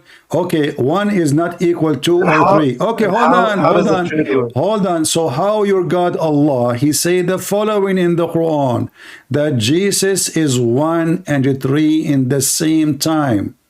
Can you explain that to us? Does that mean that Jesus is God? You just said to me, mathematically, it's impossible. You cannot be 1 and 3 in the same time. Can we be 3? Can we be 3 in the same time? And 1, you said, you see how the Quran, you see how the Muslims contradict themselves. Muslims are dishonest. A second ago, he said you cannot be 3 and 1 in the same time. And now, he accepts that the Messiah is 3 and 1 in the same time, just because it's in the Quran. No, but so you believe that Jesus is God and also the Spirit and everything? No, he is not the Spirit. No, I did not. Listen. I'm asking you again. Don't play games. Do you I'm not playing believe? game. Okay. So do you believe Allah? Do you believe that Allah, when He speak about the Messiah, He lied? Sorry? Do you believe that Allah, when He spoke about the Messiah, He lied? Well, what exactly did He say? He said that the Messiah is a three. The Messiah is a three. What does that mean? What did He mean by that? I want to ask you that He said He is a three. That's what it means. It means He is a spirit. He is the Word, and He is the. Then is that you understanding what He's saying, or just saying what He's saying? This is my understanding what He's saying. You understand what He's saying, or what exactly? This is my understanding for what He's saying. What is He saying? His understanding. Is He saying that? Yes, and understand that. Oh. What is your understanding for what you're saying? What is He saying? I don't understand what He's saying. Don't you understand what it's saying? What about you doing? Explain to us what it's saying. You have to explain to me what He's saying so I understand what you're saying. But you are the Muslims, so you Muslims, you can say what you are saying, and you can explain to us what it's saying. I truly don't understand what you're saying. What do you mean you're saying? It's saying what it's saying. So you are a Muslim, so you can explain to us what it's saying. Why it's me? I'm a Christian. No, but you said if you're going to say it, I have to understand what you're saying. I know what you're saying. How I can say it if I cannot say it? Because it's simply this is what Allah is saying to you. So Allah speaking to you. So you say it, and you tell me what it's saying to you. No, you're the one reading it to me. I want to understand. Because I cannot, it's Allah who says that to you, not to me. I'm not a Muslim. This is the book for the Muslims. What does it mean? What does it mean? Can you tell me what it's saying? Can you tell me what it's saying? I'm giving you the chapters in front of you. Can you say what it's saying? What is He saying? It's saying what it's saying. Read what it's saying. Chapter 4, verse 171. Say to us what it's saying. Go ahead. I thought I told you my screen is blurry because of Discord. You are blurry too. Allah is blurry too. Allah is blind. What if you are blurry? This is an excuse. Don't read this. Don't read the screen. Don't read this. Okay, let me give you the link. Here we go, guys. His screen is Burley. Burley, he can say it. This remind me of Burley. What his name? Nancy Pelosi. She is always Burley. What are you talking about? She can only see. She can only chocolate. Only chocolate. Don't say chocolate. She forget what she's talking about. So listen. I just gave you the link. No excuse. It's not Burley for you no more. Forget about Burley Moneska. Now read for me Burley. The chapter of Burley, verse 171. Okay, I'm going to click on that link. Are you sure this link is not malicious or any type of virus? Don't you trust? Because I've trusted you twice. I've trusted you twice, and you've lied to me. Do you trust? Now I'm kind of handing it. Do you trust? I'm kind of just do like, you? I have. Do you trust Allah? Do you trust Allah? Do you trust Jesus? Absolutely. Do you trust Allah? Absolutely. So why the stupid Quran says only foolish people they trust Allah? So why the stupid Quran says only foolish people they trust Allah? What? The Quran says only foolish people trust Allah? Yes, yeah. Can you please read that out for me? If I read it for you, what you would do? So I understand. Am I not here to understand and to learn? Okay. So now we jump from the 3 to 1 to, okay, let us go and see what the Quran is saying. All right, here we go. This is your Quran saying only losers, potatoes, they trust Allah. Here we go. Chapter 7, verse number 99. And the Muslim translation falsely saying plan. It is the deception of Allah. Makrullah, not plan. لا يأمن مكر الله إلا القوم الخاسرون. No one trusts Allah, and no one is safe from the deception of Allah except the losers, the stupid. Are you stupid? You said you trust Allah. And look, guys, and look how they lie. They say plan. In Arabic, it says أفآمنوا مكر الله فلا يأمن مكر الله إلا القوم الخاسرون. كبير. What does it say before that? Before that, it says number 99. After that, it says number 100. Before that, it says number 98. You are the most genius Muslim ever come to me, my friend. What did you eat before you come to me here? So listen. Said a bunch of numbers. Listen. So listen. You can read that before. Who cares? Read it. Go ahead. Who is holding you? No one is holding me. I'm just saying, can you read? Okay, so no problem. So now give me the answer. It says it clearly that the one who trusts Allah is a fool. Only losers. Is that what it says? Yes. Makrullah. The word makr mean deception. Only look at the false translation. They say safe from the plan of Allah. What is the word plan? It says makr. Makr. The word makr in Arabic mean deception.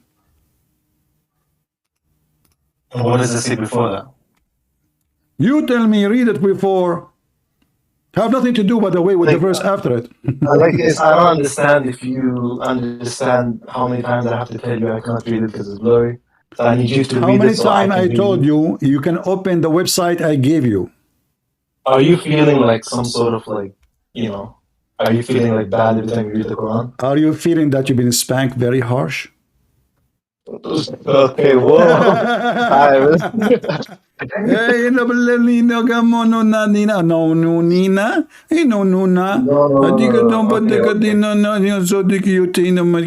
do you feel? How do you feel? Do you feel anything? Huh? How was it? Christ-like. This is, don't talk about Christ like you are Abdul. Abdul is the last one to talk about Christ. Listen, this is your religion. And let me show you now, let me show you what the word makr, let me see if I can copy it and paste it in the screen here. Guys, how you can post a screenshot here? How you can post? Let me see how we can post. Let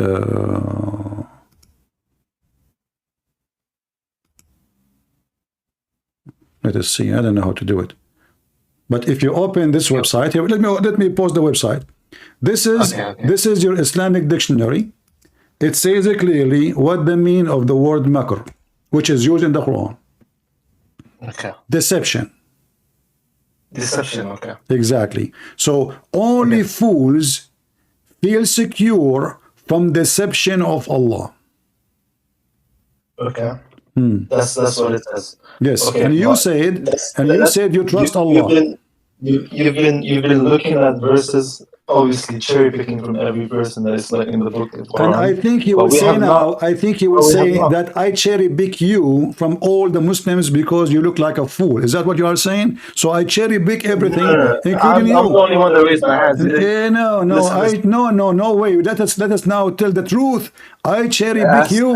I look at the Muslims. I look at them. No, I look at the Muslims. I said, who is the one? Who is the one here? Is so silly and Billy. So I grab you because I choose my cherry. You said you're excuse instead of answering me, but you just admitted there is a cherry in the Quran. Right. That means I'm choosing the wrong things in the Quran. Guys, did you hear it?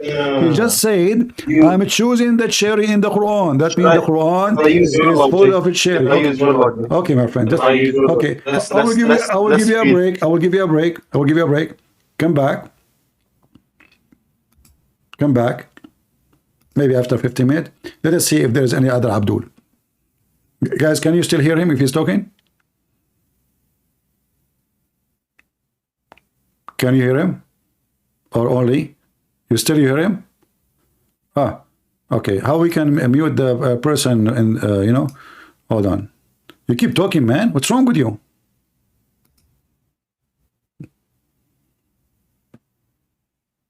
Next. And don't cry and say, I choose a cherry. Well, all your religion is a cherry. And it's not tasty.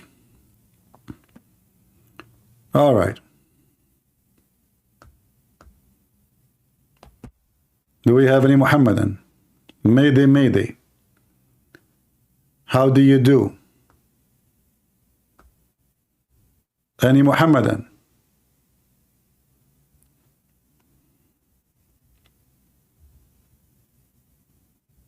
I see many people posting they want to go up, but their invitation a troll. This is a troll. He's a troll. Why I want to bring you here if your name is a troll? Change your name. I will give you a better name for a troll, Mohammed. I can show you even reference that Muhammad, he used to troll Muslims. Seriously. You know, once I was in, this is a long time ago. So I was like joking. I said, give me any 3 words in the text and I can give you a reference about Muhammad, which you will regret. Any 3 words, just 3 words. Doesn't matter what they are. So the Muslim, they decide to become smart. So they say to me, microwave. How in the world a Christian prince, he will get something about microwave? Mission impossible. And then I said, no problem. Here we go. This is your prophet speaking about you getting pregnant and delivering a child in less than 15 minutes, the fastest microwave in history. The Muslim could not believe it. Can you believe it that a Muslim, he will deliver a baby and he is a male? I mean, I want to know, you will deliver it from where?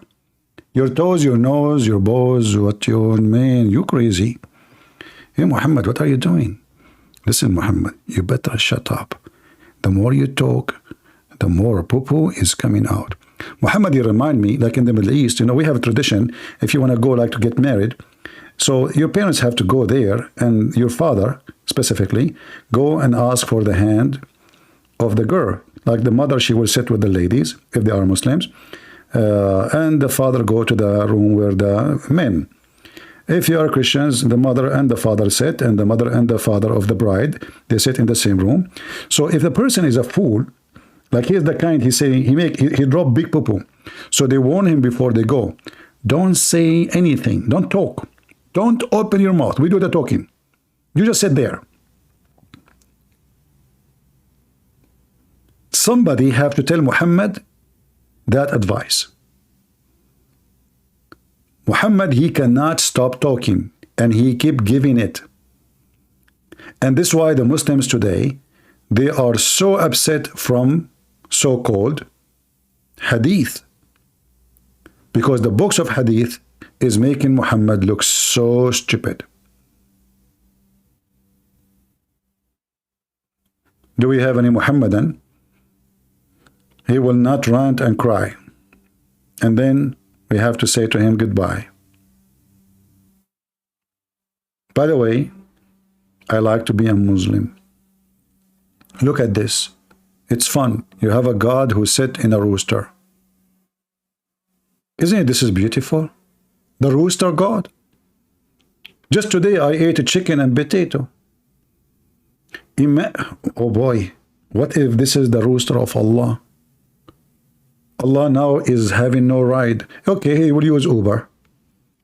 I mean, at least there is an alternative. Do we have any Muhammadan?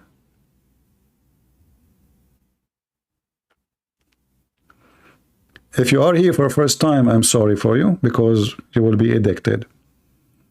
So you better leave, otherwise you will enjoy it. And then you can coming back. And then you cannot leave. And then you will gain weight because you are not moving too much. And then your wife, she will text me and she will say, because of you, we are going to go for divorce. Once a woman, she texts me in the Paltalk, or I thought it Paltalk or Skype, I think Paltalk. Yeah, Paltalk. She said to me, I don't know, she is using her husband account, you know, he's in my list. Because of you, we are going to go through divorce. I said to him, what are you talking about, man? He said, I'm not the man, I'm his wife. I said, okay, what are you talking about? She said, he eat listening to you. He go to the bathroom listening to you. He don't even go to the bed. He don't sit with us. He don't talk to us. He is listening to you. And you don't go online for 5 minutes, 10 minutes, 1 hour, 2 hours. You stay for 10, 11, 12 hours. I lost my husband because of you. So I told the guy, listen, Abdul, from now on, like there, you can bounce the guy. He cannot join anymore. He cannot hear it. It's a chat room, you know, you bounce him. So I told him every day you have a maximum. I think I gave him 2 hours maximum. I gave him first 1 hour. He said, please, please, please, 1 hour. You know, no, please. I said, okay, 2 hours. And then I said, but she have to agree. And she agreed. I said, okay, now we are happy. Stay together. So I just advise you before, you know. Do we have any Abdul? Any Abdul?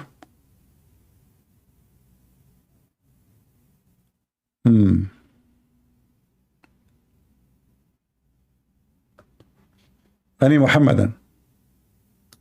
Mayday, Mayday. How do you do?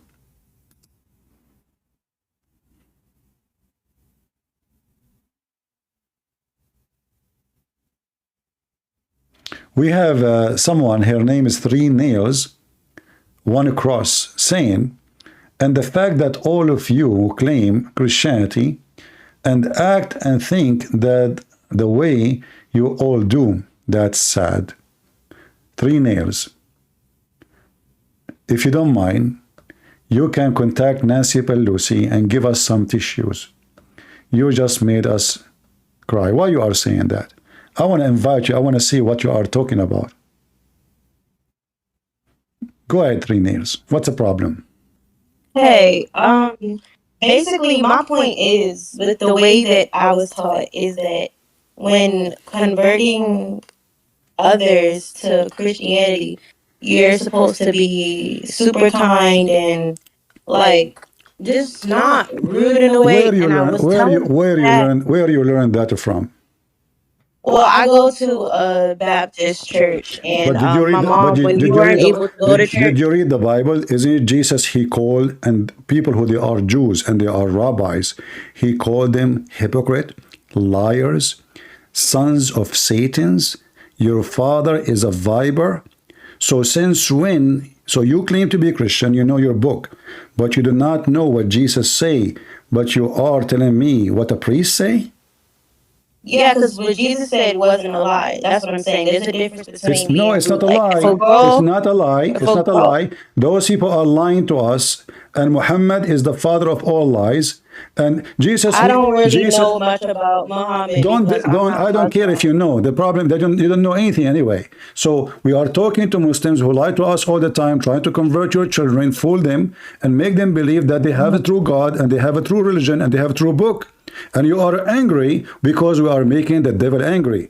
Jesus. Oh, no, I'm not angry. I'm not angry. So why you are calling the Christians here? Why are you calling them names? What do you know about them? What do you know about me?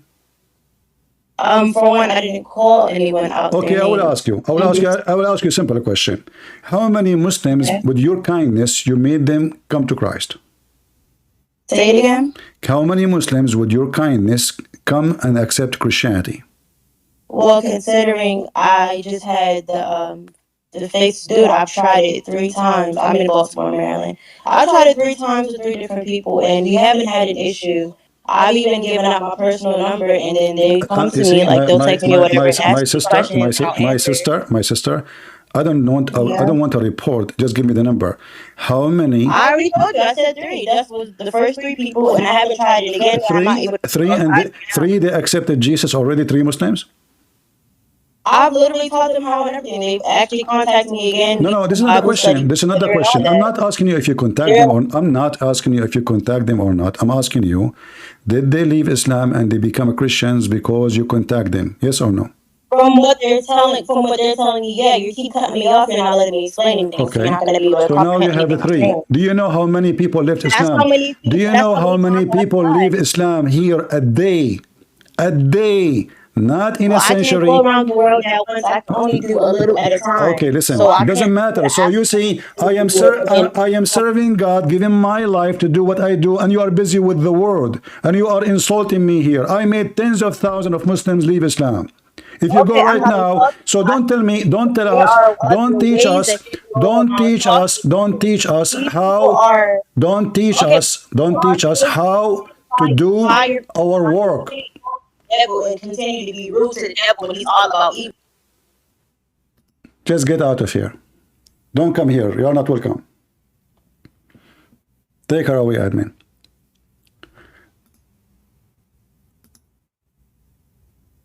You have to be rude. Those who say you have to give hugs, they are a bunch of losers. A person, what do you say to them? You say, I respect your God, Allah. No, you have to show them that their book is false, their book is stupid, and believing it is stupid. And this is what Jesus did. They are worshiping literally the devil. At least the Jews, when Jesus spoke to them, they were worshiping the true God. Yet they are false.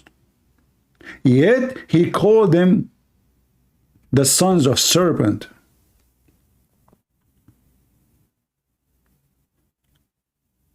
Don't come here to school us.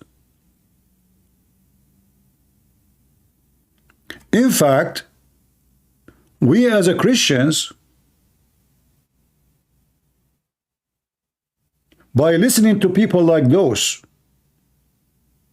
we are losing Christians because they made Jesus as a hippie. But Jesus is the one who flipped tables. Jesus loved your enemy. He loved everybody. Not true. Jesus don't love the wicked man. He came to heal the sick, yes. But the wicked man have no peace, the Lord said. They quote a sentence from Jesus and they forget the rest.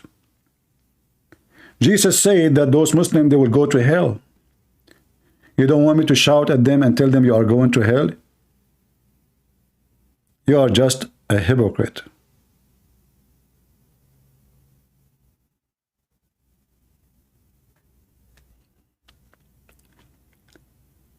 Do we have any Mohammedan?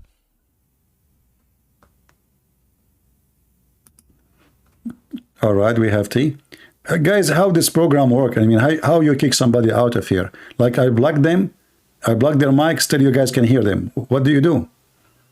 Can somebody tell me what to do? Exactly, no kindness with hypocrisy.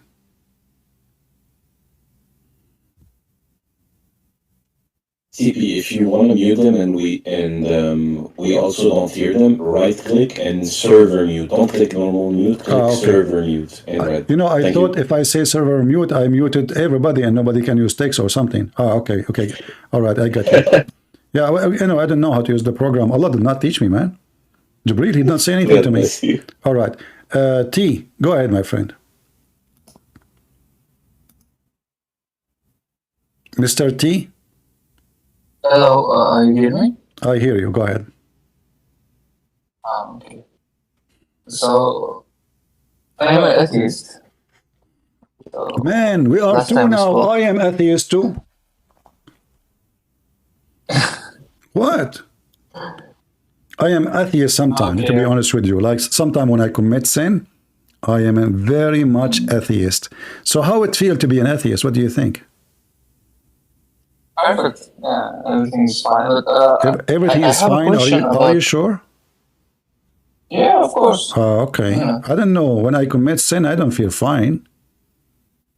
Oh, no. I have another ruling system, not a sin or something. You have ruling? I have. What is that? You scared me, man. Moral. Moral. Where do you get your moral from? Moral from, this is from evolution, let's say. But I have a question. From evolution? Yes. But what evolution have to do? Evolution is about your body changing, supposedly. Like as an example, as an atheist, one day you used to be a rabbit, and then after 1 million years you became a dog or a cat. I understand. This is true. It's proven scientifically. I mean, there is a lot of evidence of that. But what does have to do with morality? Yeah, it's not only body shaping change. It's morality change too. Of course. Is that scientifically proven to be true? Is that like connected to the Big Bang in the brain, or this is something you're coming with and making up? No, I don't have any evidence or any. See, exactly, you don't have any evidence. Okay, let me ask you a very simple question, if you don't mind. Is that okay? Okay. All right. Yeah, sure. I'm not trying to insult you. I'm just trying to have a conversation with you. Is it okay for you to have sex with your daughter? Last time you gave me the same question. Oh, you are the same person. Okay, forget about the same question. Is it okay for you to have sex with your grandmother? I just change it. Why you are laughing, man? You're an atheist. No. You are an atheist. You should not laugh. Come on, show respect. Atheism is about respect as the thing. Joe Biden. So listen, as long you called me last time and you told me morality, and I showed you this is absolutely false. It's not true, because you as an atheist, you have no rules. You set up your own rules, and if you have any rules, you learn from the society. You remember, if it's you who spoke to me last time, I don't know, but you sound different. The one who spoke to me last time, he was old. Maybe it's evolution. Anyway, so you changed, like a week, you became younger. These days, people, they are taking medicine, they get younger. You know, like I was 70 something just 2 months ago.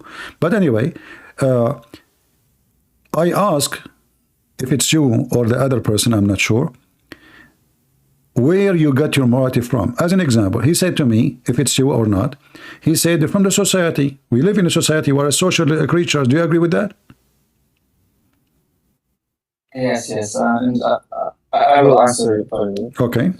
For example, one society, there is 100 person living without any religion. Okay, from that society, for example, like 4 or 5 people, they are like sleeping with mother or some, I don't know, daughter, as you said. But the other society, they are watching them, it's feeling bad, and they are learning from their bad things. So this is kind of evolution. Yeah, but you also, can't. But maybe you will take their side. You might switch to the ones who they sleep with their mothers. Why you are saying it's bad? No. Why you are saying it's bad? Where do you get the word bad from? Okay. Why it's bad? Yeah, first of all is mental bad. After you did something bad, you feel bad. It's reflect for the future, for the. I know you are an atheist. The only reason maybe I think you will feel bad because I asked you if you sleep with your grandmother and she is old. Maybe this is why you feel bad. But you're an atheist. Why you feel bad? Give me a reason. If you are an animal who believe in evolution, if you are an animal who believe in evolution, all dogs, they have sex with all the females in the tribe. It doesn't matter which she, their mother, their grandma, their auntie, their neighbor. It doesn't matter. They're sisters, so they are dogs. Now you are saying you are the same and you believe that you are an animal, but yet you speak about morality. Let me make it simple for you. What if you live in a society? What if you live in a society? All the society are homosexual, LGBT community. There's a village. Everybody in the town is a LGBT community. Are you willing to accept the society and be part of it and become an LGBT community? Of course, no. Why, of course, no? Why? Evolution. You said to me in the beginning, if you live in a society and there's 5 of them, they are doing that. Correct? They learn from the others. Well, okay. Well, the minority, they are doing bad. But now, in this case, the majority agree that this is the good thing to do. So why you are saying, of course not? As I said, it's because mental issue. This is not from what mental issue mean? I don't constitution or some. I don't understand what mental issue mean. Okay, mental issue is your habits, or Why you will feel bad? Why you will feel bad if you sleep with the man? If you believe you're an animal, you think animals. Okay, stop. Well, see, did you you will eat your stool or no? If I am an animal, I will. It's you who will do it. You're an atheist. I can show you. I can show. Yes, I can show you tons of videos of monkeys drinking their piss. I can show you tons of videos of rabbit. Okay. That's why we are not monkeying. We are not dogs. No, you're an atheist. You're an atheist. Listen, the second you say you're an atheist, the second you agree, you are the one who asked me the question, and now you regret. It's second you say you're an atheist, you believe you're an animal. You don't believe that you are a human. Human is just a form of like one species of the animal according according to you. So you said, do you eat your feces? Yes, you do, because you're an animal. Monkeys do, chicken do, a rabbit. Actually, a rabbit. Let me tell you something. You know, I have a PhD in rabbit from rabbit.com. So rabbit, when they do poo-poo, they make two poo-poo. One is to preserve food. It's like sardine for them. And one is a real poo-poo. So when they eat, they keep eating non-stop. But when they do poop, they are not really pooping the food. We are not rabbit. How you know? It's evolution. We are not rabbit. Maybe you're a grandfather. He came from the rabbit market in Indonesia. I heard this is a very accurate scientific study made by a very well-known scientist. His name is Muhammad Abdul Muhammad Ahmed, Pakistan. He said that based in scientific studies that a rabbit he grew in Indonesia 3,000 million years ago, by time he became a coconut. No, okay, see. In your book, there is no any rules or anything that you cannot eat your stool. Why you are not eating? First of all, in my book, it says clearly what you can eat, what you cannot eat, including rabbit. It says you cannot eat rabbit. Don't you know that? It says clearly what you can eat and what you cannot eat. And why a human being he wanna eat his poo-poo? But it's you who's an animal. It's you who believe you're an animal. So an animal should do what animals do.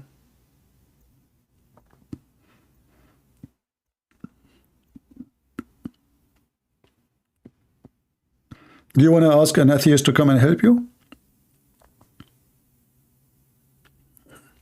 No. I have actually question about Islam. Oh, okay. What is the question? Give me the question. After 2 days, I have some debates from Muslim. Right. So, okay. How can I prove that Allah does not exist or He is fake or something?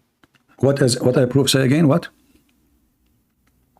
How can I prove it that Allah is not exist or He's fake or? There is many ways, as you say. The Quran is full of stupid things, and if He exists, if He exists, that means He's God. But if this is all fabrication of a man, then he does not exist. So the whole Quran is full of mistakes. Every single page in the Quran. Let us make a challenge in front of you. If there is a Muslim here, he would like to take a challenge of mine, that he challenged me to find mistakes in any chapter in the Quran, and I will find it for him. Any Muslim, he accept the challenge?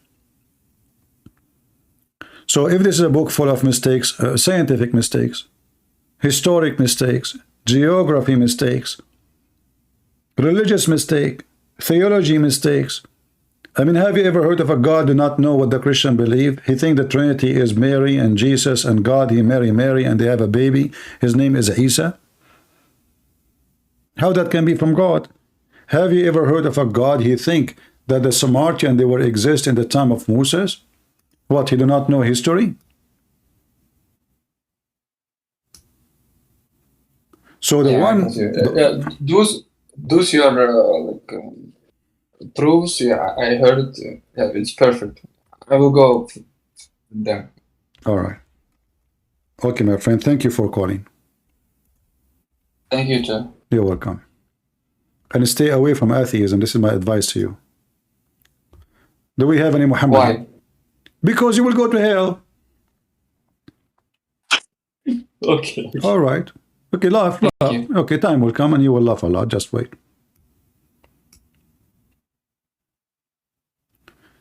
Any Muhammadan? Mayday. How do you do? Christian Prince waiting for you. Are you guys having a good time? Are we learning? Hello. Hello. I spoke to you the other day, and I've got to ask you, okay? Are you a Christian? So, you're a Muslim, right? No, I'm agnostic. I was the agnostic. You are agnostic. What does that mean? It means I'm a bit confused at the minute. But I gotta ask you. Confusing, so you are confused. Yeah. Why you want to be confused?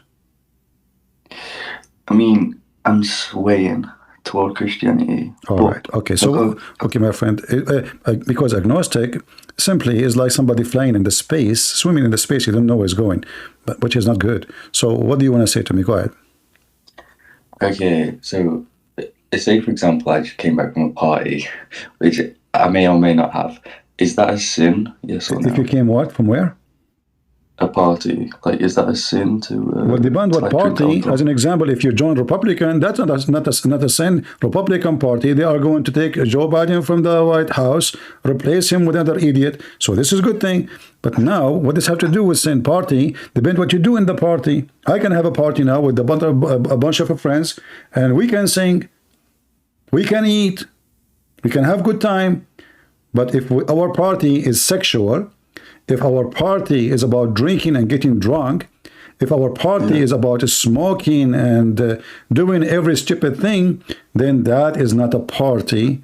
That is hell. That is an invitation to hell. So, okay, so say for example, if you don't do any drugs or anything like that, but you drink alcohol, for example, is that a sin or no? Well, drinking alcohol, depends what is that. If you are drinking to drink, like you are a drinker, that is wrong, because the Bible says, drunken will not enter the kingdom of God. Drunken will not. Anyone who do immoral action, he will not go, including being drunk. So if you drink, you can drink a little bit, you can drink a tiny thing. You should know your balance. The second you lose your balance, you commit a great sin against yourself. Okay. And why anyone want to get drunk? What is the purpose? You see, it is quite fun. It's not fun. It's disgusting. It's dangerous too, because people will take advantage of you. People, they can't take advantage of you. You go out from your friend's house. If you drive, you will lose your license. In the best scenario, you will have an accident and you kill somebody or you die. If you decide to walk, somebody will see you drunk and he will rob you. So what's the point? Plus, your friend will make fun of you. And if you are a female, you will be raped. So what's the benefit of this being drunk? I mean, you are kind of right. Like, ever since I've started getting into religion a bit more, like, I noticed the debauchery and like how degenerate everything is. Like, you get drunk enough to kind of mask that, but more and more I'm noticing that it's just not. My friend, I just told you what I think. It's up to you. I cannot continue with this conversation. You have your opinion. I believe this is all garbage. Garbage you do, garbage you receive. There's no point of talking about this topic no more. Everyone goes where he belongs. Flies go to the garbage. Bees goes to the flower. And you as a human being, you have to decide where you go. Garbage or a flower. If I go and associate myself with a bunch of people who take drugs, guess what? I am a person who is now one of them. If I go and associate myself with a bunch of pimp, guess what? You just become one of them, a pimp. If I associate myself with a gang, guess what? You become a member of a gang. So don't tell me this is about fun. There's no fun of it. It's just an act of stupidity and foolishness. Sorry, Josh, I have to take somebody else. Frank, how are you doing, my friend? Hello, hello, how are you? I'm fine. Are you a Muslim? I'm not, that's why I was muted. You put me up on the stage, but I just wanted to ask. I'm not a Christian either. I would say, like the other two guys, I am an atheist, but okay. I don't know if you're dealing with that right now. So if you're not, I can talk. But okay, I will hear you. What do you want to say to us? I was more just going to ask, how can one believe that the miracles in the Bible actually occurred? That's a good question.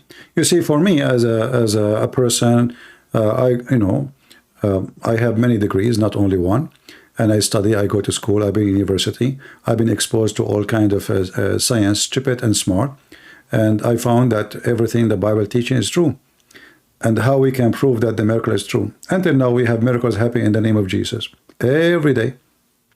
As an example, soon we will have the Easter.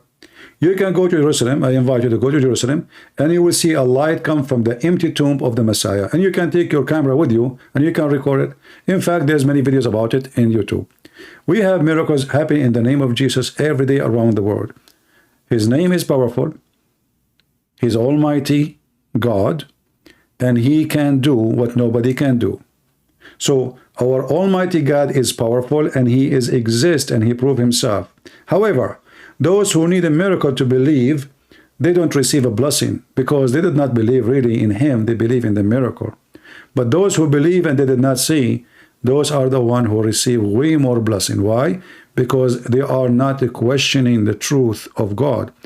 But I'm not saying at the same time you should not question. No, you should. Because there is many false teachers. So how we know if Jesus is true or not? The Bible teaches us, from their fruit you shall know them.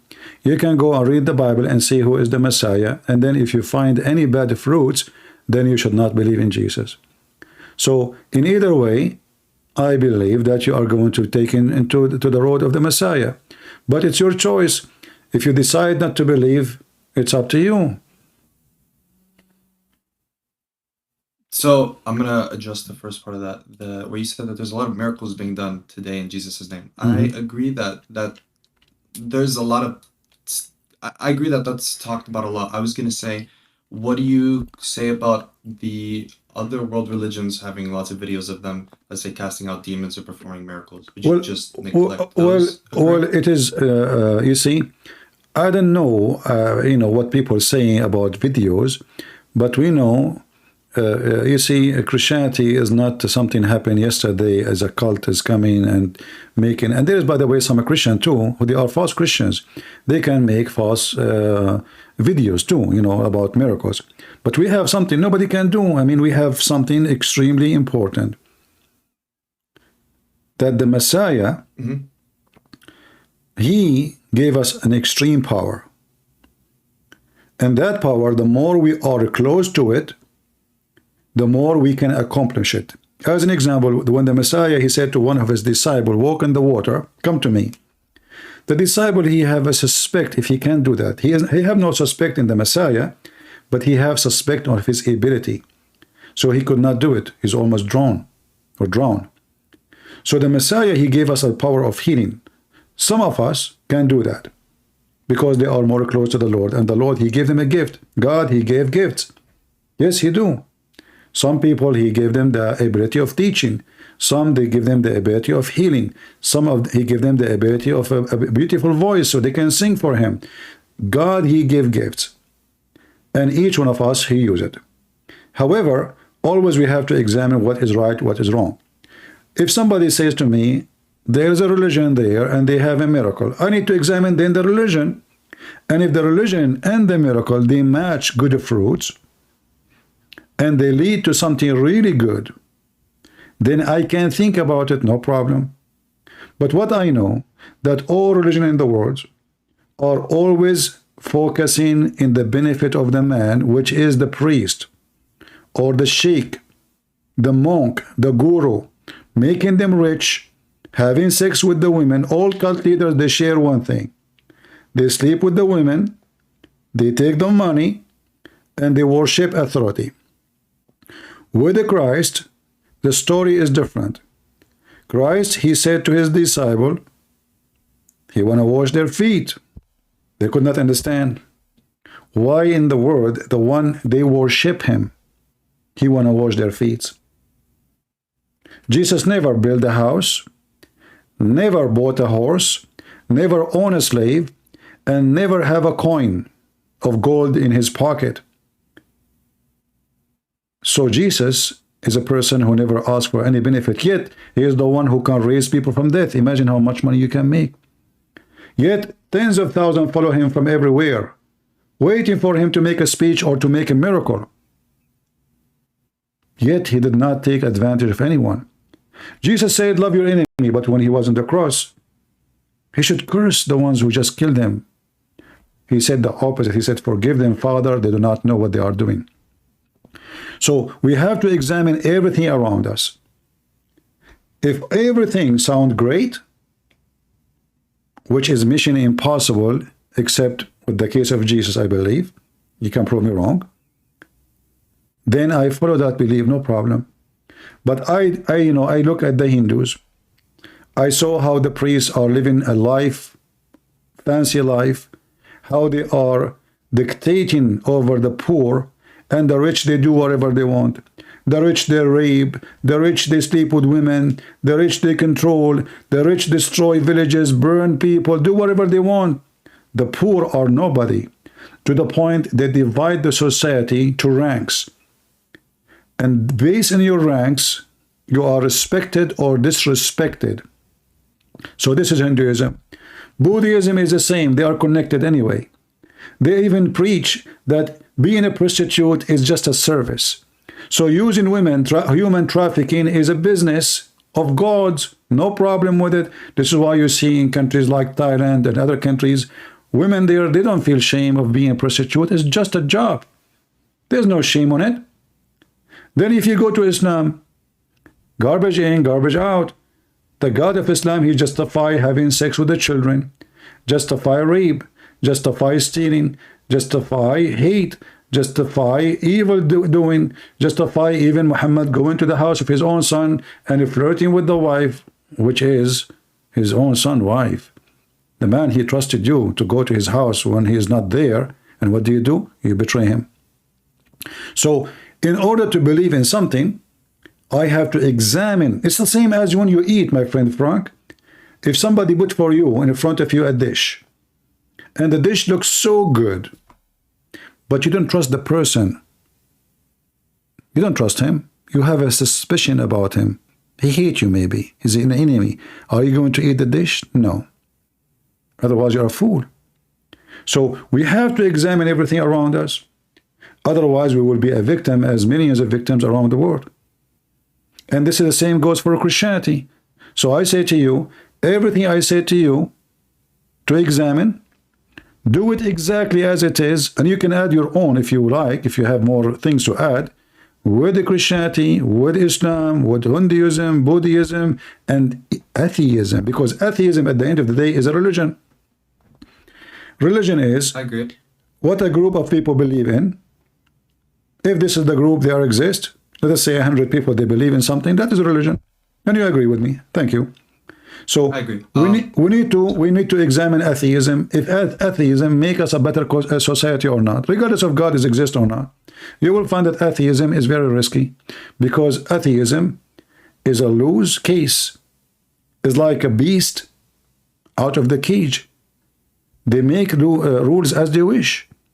Like now in California, there's many pervert in the Democratic Party. They are pushing to okay having sex with the children. So now your children, they will be vulnerable for the beast, for the pedophile. They are working hard for it. This is what happened when atheists take over a place.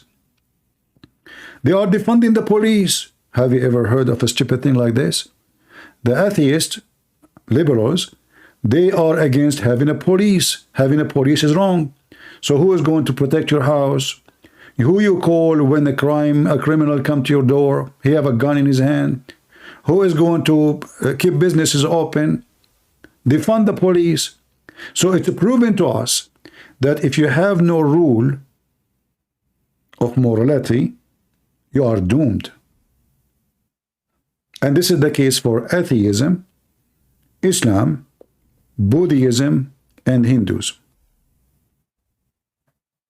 All right. I'm gonna go point by point. So towards the beginning, you said that when it comes to miracles, you gotta judge by the fruits of the people performing the miracles. That's a good point. And then you later on you said that well, because Jesus is sinless and he did no wrong, then the miracles done in his name they stand out. That even false prophets can perform miracles. I agree with that. So then I would continue and I would ask you, well, why do you think that the things written about Jesus in the Gospels are 100% true? And are you familiar with interpolation? I don't want to like try to use big words. I just don't know how to make it more simple than that. Are you familiar with interpolation? Like things written are included after the fact? I don't know what interpolation means, to be honest. English is not my first language. No problem. It's so let's say you die tomorrow, and 100 years from now, somebody writes down about you like that you were, just to draw a comparison, like you were born of a virgin. So although maybe all these other things that they wrote down about you, maybe those things are true, there are things that may have been added to like embellish or like sprinkles on top, if that makes sense. How do you know that the Gospels are free of that? Like, how can I trust that those things are free? That maybe, you know, Jesus was a real guy, maybe he was a prophet, maybe he preached a really good message, but these things like miracles and like a kingdom of heaven and that he's all these other things, maybe they were like added after the fact. How can I avoid that? How could I avoid that? Like, you see, what I know, I wasn't there, you know, to witness, but I can say to you that it's impossible to fabricate about Jesus. Why? Because the disciple of Jesus, they spread everywhere. As an example, from very early years of Christianity, one disciple, he went all the way to India. One disciple, he went all the way to Egypt. One disciple, he went all the way to Ethiopia. One disciple, he went all the way to Syria, to Antioch. One disciple and many, they went to Greece and Europe. And then if we check every one of them, who they are totally disconnected. Remember, there's no internet and WhatsApp and Discord, you know. After hundreds of years, we check all the authentic old document, we will find that all of them, they agree, you know, on who is Jesus, which is mission impossible to find such a thing.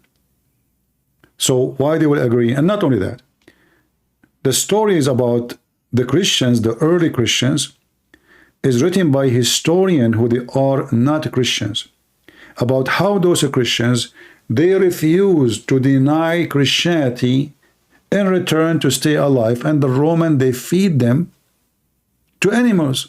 So imagine, my friend Frank, you are a Roman soldier or the emperor, and you say to me, Christian prince, if you deny Jesus, I will let you go free. And the historian, they are putting this in the record. What's happening to the Christians? Christianity is spreading. The Roman is fighting it. And not only the Roman, but many empires, they found Christianity everywhere, in India, in Ethiopia, everywhere. Those Christians, they bring them in front of a lion. They say, listen, we will drop you here in this hole, and the lion will rip you apart. They make the lion not to eat for 2 or 3 days. We will throw you, and they throw his brother in front of him to show him what will happen to him a minute after. Still he refused to leave Jesus. How you explain that to me? Okay, can you explain it to me?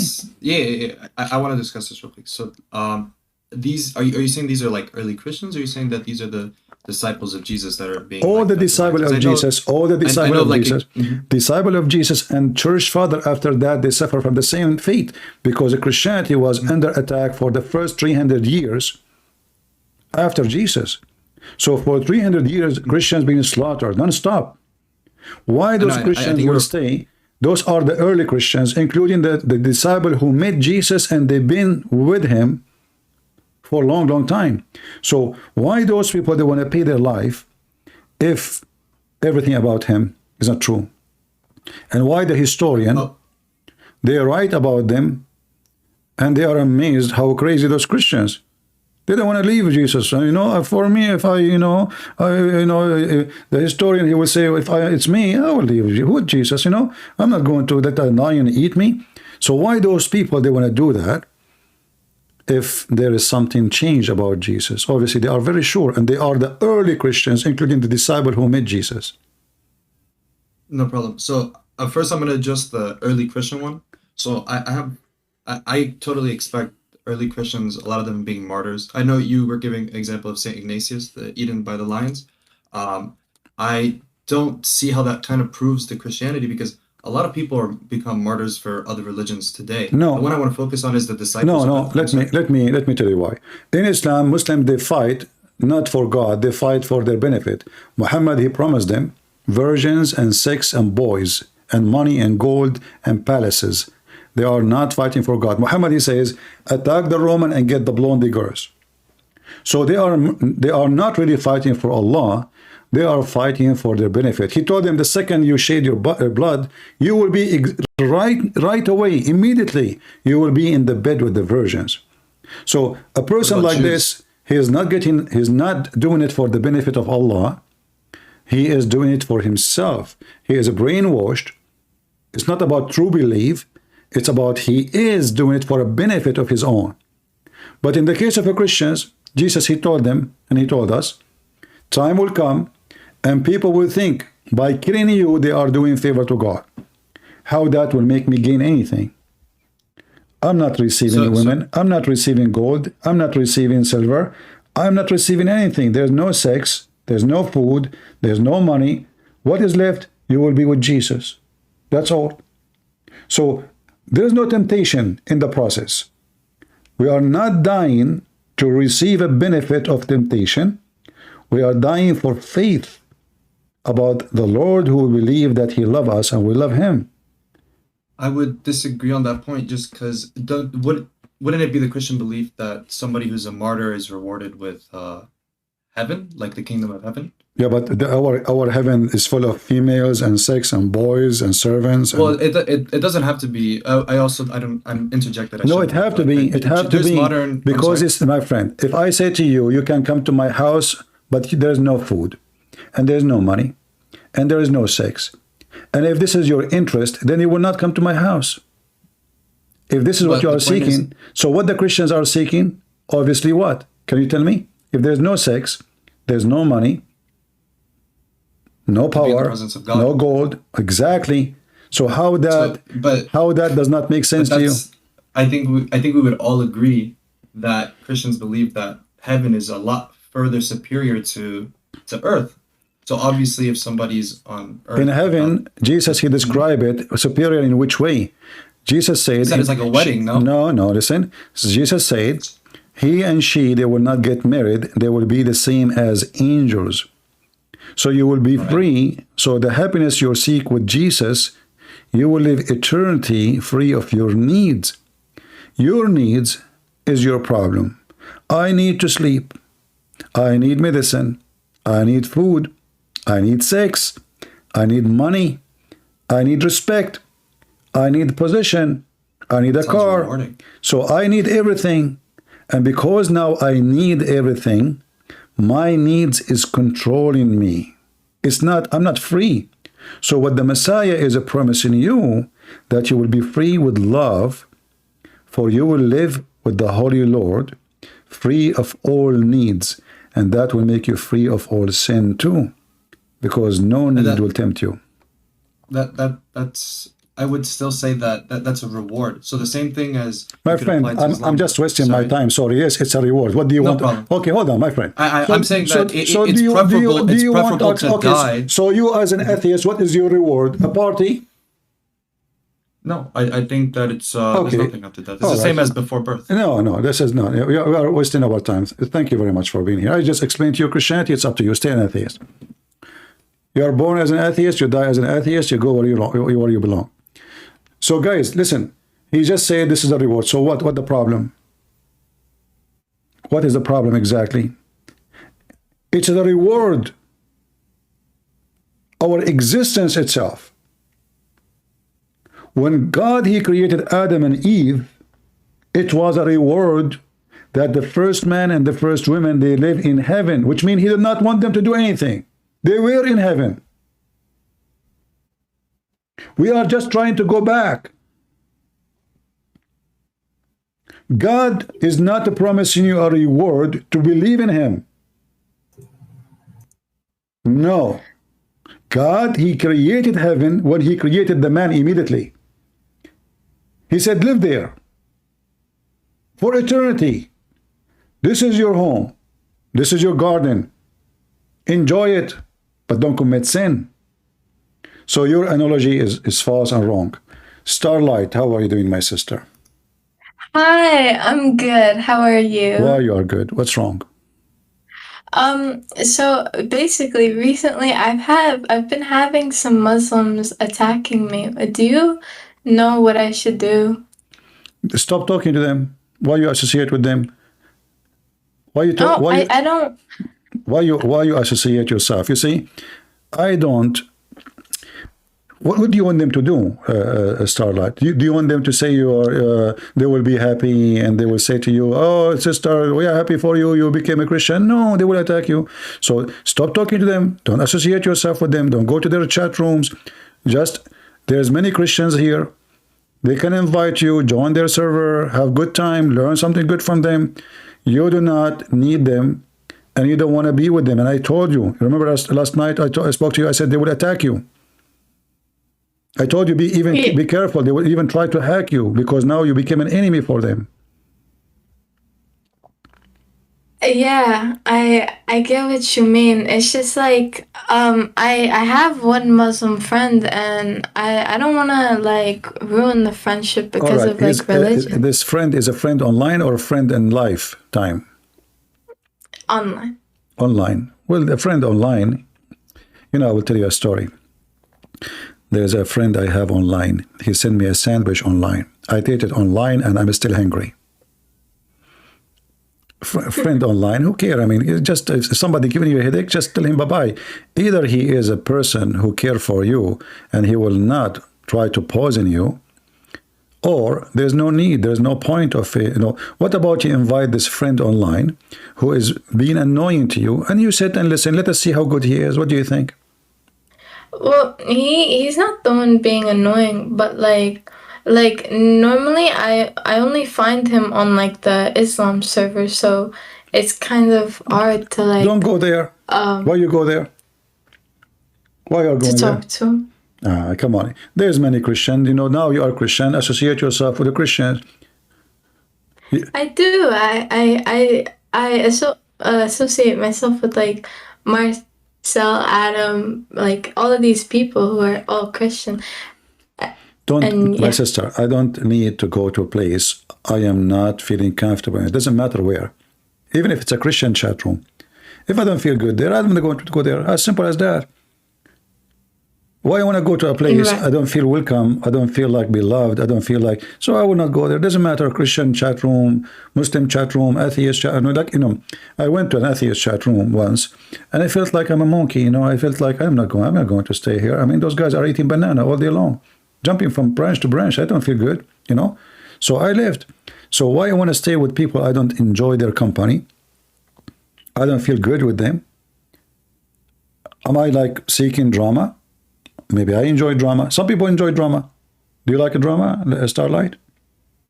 No. Okay, I'm going to prove you wrong. I'm not saying liar now because you are a Christian. I'm going to prove you wrong. Do you like Indian movies? No. Oh, that means she's saying the truth. Man, Indian movies is the best drama ever. Everybody is crying. and the best thing part of it, the guy, he sent a letter to his girlfriend who is in love with her secretly, and they agreed to meet in the empty temple in the middle of nowhere.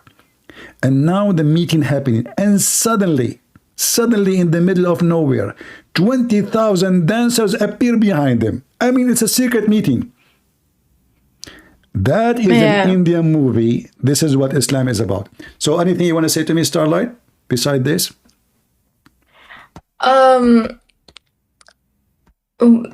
Yeah, some other time. I'll get my things together that I wanted to ask. So are you saying to me your things are not together? No, what's wrong with you? Guys, guys, no, it's just this girl, her room is messed up. Did you hear her? We got her busted. Her things is not together. She have the shoes here, the blouse there, the purse. She don't know where it is. Where's your phone? Oh, I forgot where my phone. Okay, get your things together and come back. No problem. Do we have any Abdul? Take care, sister. Bye. Bye-bye. Take care. Yeah, our sister here, she left Islam just 2 days ago, so she is a fresh Christian after she spoke to me. In the last 48 hours, I think I have a total of 8 Muslims left Islam. I received messages from them. We have 1389. Go ahead, my friend. Hello, Christian. Good evening. Good evening. How you know it's evening for me? Maybe it's the morning. It's good possible, yes. Oh, okay. It's good possible. I wanted to remind you, we speak yesterday, I think, or yesterday, and because of the girl who wants to speak with you and talk with you. Okay, right? yeah, the doctor, right? Exactly right. And right. the problem is she's from Saudi Arabia, right? So it's not easy for her to talk, and we talk that we speak all three together, not here, but okay. You see, in a group. Yesterday, actually today, I was on in the morning. You did not show up. If you show up in the morning, I will make just a private conversation, me and you and her. You know, I was here in the morning, correct, guys? Who have a coffee with me today in the morning? In the morning for me is going to be afternoon in Saudi Arabia. Saudi Arabia. Okay. Right. Is it possible that I sent you a DM that we make like an appointment because I talked with her and she really wants to speak with you? Okay, can you do it? Can we do it tomorrow? I think it should be fine. Yes, I must ask her when she has time, and when the time is good, we can do it. Yes. Okay, find out the time first and let me know, and then I can make a time for it. So should I just DM you here again? You know. For me, I do not know really when I go live on air because, you know, I'm single, but sometime my wife, which does not exist, she command me to wash dishes. I know you have things to do. So when I am live, you know, usually like I'm drinking coffee in the morning, like today, and maybe tomorrow I will do that too. So try to find a time to meet me tomorrow or the day after. It's up to you. I mean, we are not in the end of the days. I mean, we have time. So find time and we will see. I understand. Just how should I give you the information? By DM as a private message, or should I come again? I don't know how this messages here work. Let me see. I don't know. I don't understand this messages here. It's kind of weird. Let me see. It says inbox. Okay, I see in here inbox. Christian Prince, you're stupid. Okay, I got this one. Christian Prince, I will find out where are you. Okay, that's a nice one. Christian Prince, you are a big fat liar. Okay, that's a good one too. This guy is giving me a finger, but nice one. Ben Youssef. You said last night you do not know your moods. Let me introduce myself. Okay, this guy is an admin. Turn to be admin. Okay. Eden, he is a lion. Nice to meet you, brother. All right, so now I find out how this messages work. So you can text me in the message, and I will find out in here in Discord. Okay, thank you very much, Christian Prince. And like always, when I watch I charge 10 pesos an hour, by the way. I give you 20, no problem. No. I'm very conservative with the price 10 plus shipping and handling. All right, my friend. It's worth it. It's worth it. No problem. Right, take care. No, we do our service for free always. God bless you. All right. Thank you. You know, I was in the Philippines and I went in a bus and the guy, I gave him money and he said to me, sir, I have to give you back later 44 pesos. I said, how much? He said, 44 pesos. I said, say it one more time and keep the money. I love the Filipino accent with the 44. Man, that's a good 44. You feel like you get 72 version, but in like a smaller number, 44. 44. I was like, what? How he can do it? I'm trying to learn how to do it, you know. Still, I can't do it the same.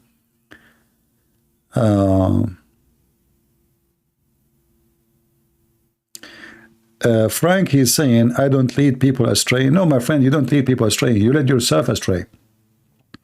You know, you are accusing us that we are the same because we have a reward. That is the most foolish answer ever. Because we exist as a reward. The very existence of us is a reward. It's a gift. So you are questioning the very existence of your own. You are very shallow, my friend. When God created you, that is a gift. Your body you don't own. Your soul you don't own. Your mind you don't own. And then you questioning the gift. Isn't it everything you have is a gift? And it's going to be taken from you? So your idea of gifts is very false. You are back? Okay, what do you want, Mr. Frank? Go ahead. I was invited back on stage and I clicked accept. I did All right. not know that wasn't What you. do you want? If you want me to go back down, that's okay. What do you want to say anything of what I said? about our existence. That's what we believe. Our existence itself is a reward. So how we can deny the existence of reward? But this is not why we believe in the Messiah. I believe in him because I can deny the reward too. I can be selfish. I can deny the reward. I can be like you. It's easy. But I believe in him because I believe he loves me. It's not the reward. The reward come anyway because you will be with him. It's part of the belief that you believe that he is the Lord. But I am not risking my future and my life today on a false reward. The first thing make me believe in him, I know and I feel and I understand very well that he loves me. So I love him too. That's all. And the reward, it's normal. This is the Lord. Whoever live with him, he will have eternal life. And our existence as a Christian, I'm sure you know the story in the Bible that God created Adam and Eve to live forever. Once they sinned, they died. Yeah, I know. The wages of sin are death. So our existence from the beginning was not, let us say, if you believe in me, I will create you and you will live good. No. It was the opposite. He gave you everything. He did not require you to do anything. All what he said to you, don't commit sin. That's it. Very simple. But we refuse to keep obedience, and we decided to be God. So if you can be God, good for you, go ahead. If you can be God, go. You know, but we know that you cannot be God, I cannot be God, so. I agree, Christian Prince. I was going to say, correct me if I'm wrong, maybe I might have a misunderstanding, but from what I remember, the heaven that is described, at least in the Bible, is one that's like, it's compared to a wedding, and that it's eternal life. It's preferable to the life on earth. The point that I was trying to get at, and I'm sorry if it's annoying, but what I was trying to get to earlier is, if I'm a early Christian, right, and I'm hearing stories of a kingdom of heaven after death, and I'll be granted eternal life and freedom from sin, and I'm faced in the Colosseum with a lion in front of me and no point of return, I mean, yeah, I'd prefer to die, you know, rather than live a life of persecution filled with sin. When if I could die, I could go to this kingdom of heaven. Of course I would want to die. What I wanted to question was the disciples dying. So I know that they're stated to die and how they die in church tradition and in Acts. But I'm saying is like, how can I, like you said, I don't want to live a life based on a lie.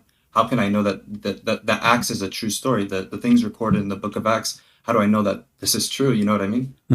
Yeah, you see, but the disciple who they witnessed Jesus, which means they saw his miracle with their own eyes. They are not like carrying a story from a story for a story.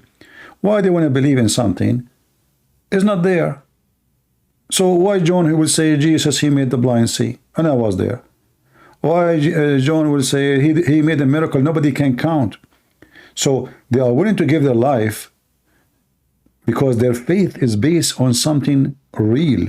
They witness it. John, he said, and the disciples say, we saw his arms, we saw his hands, we saw his wound, we saw his resurrection. So they are witness of something true. And then the student of those who they witnessed them to, not the student of the student of the first disciples, they witnessed themselves miracles, because the disciples themselves, they did miracles. So you here you will notice that it's not disconnected, it is connected to each other. And always the question is how that can be true. Well, you can use that as excuse, but for me, I believe that miracle of Jesus happening until now, and I saw many of them. And actually, I believe that the best miracle in a human life is how he changed. You know, for me, I used to walk in the street. If somebody look at me, I make a fight. Just look at me. I say to you, why are you looking? God is my witness. If any fight happened and the news come to my dad's house, I am guilty. It doesn't matter what happened. Since I am a person, since I'm a person who believe, my belief, it changed me. Now, if somebody look at me, I say, even if he say something, I let it go. Let it go. I don't respond. I just go, you know. Somebody make fun, just avoid, just be wise. So people who believe in the Messiah, they change for good. And we can say the same for Muslims. They change, but they didn't change for good. You convert to Islam, you become a terrorist. You convert to Islam, you hate everybody. You convert to Christ, you become a very loving human being, like a lion who is hugging the sheep. And this is what happened to me. Christian Prince, so I was saying this earlier in the chat. I do actually follow a lot of the stuff that says in the Bible. That's the reason I wanted to talk to you, because it is something that I'm interested in. You know what I mean? I do fast as well. I do a lot of stuff that's in there. I'll even evangelize when there's somebody in VC, and we'll be discussing. I was doing it earlier in the call with a Jewish man. The only problem is that I need to be certain of my belief. I think that, yes, people change for the better. Frank, you sound a nice person and a smart person, but nobody can confirm that to you except you and God. So I think so too. In order, I advise you, in order to confirm what you need to confirm, it's like, you want to write, imagine you want to receive a confirmation, but you don't send the letter. So like I send, somebody, I'm waiting for him to answer me, but I never called him, I never text him, I never sent a letter to him, and then I'm still waiting. It's not like the guy who never bought the lotto, but he is waiting to win.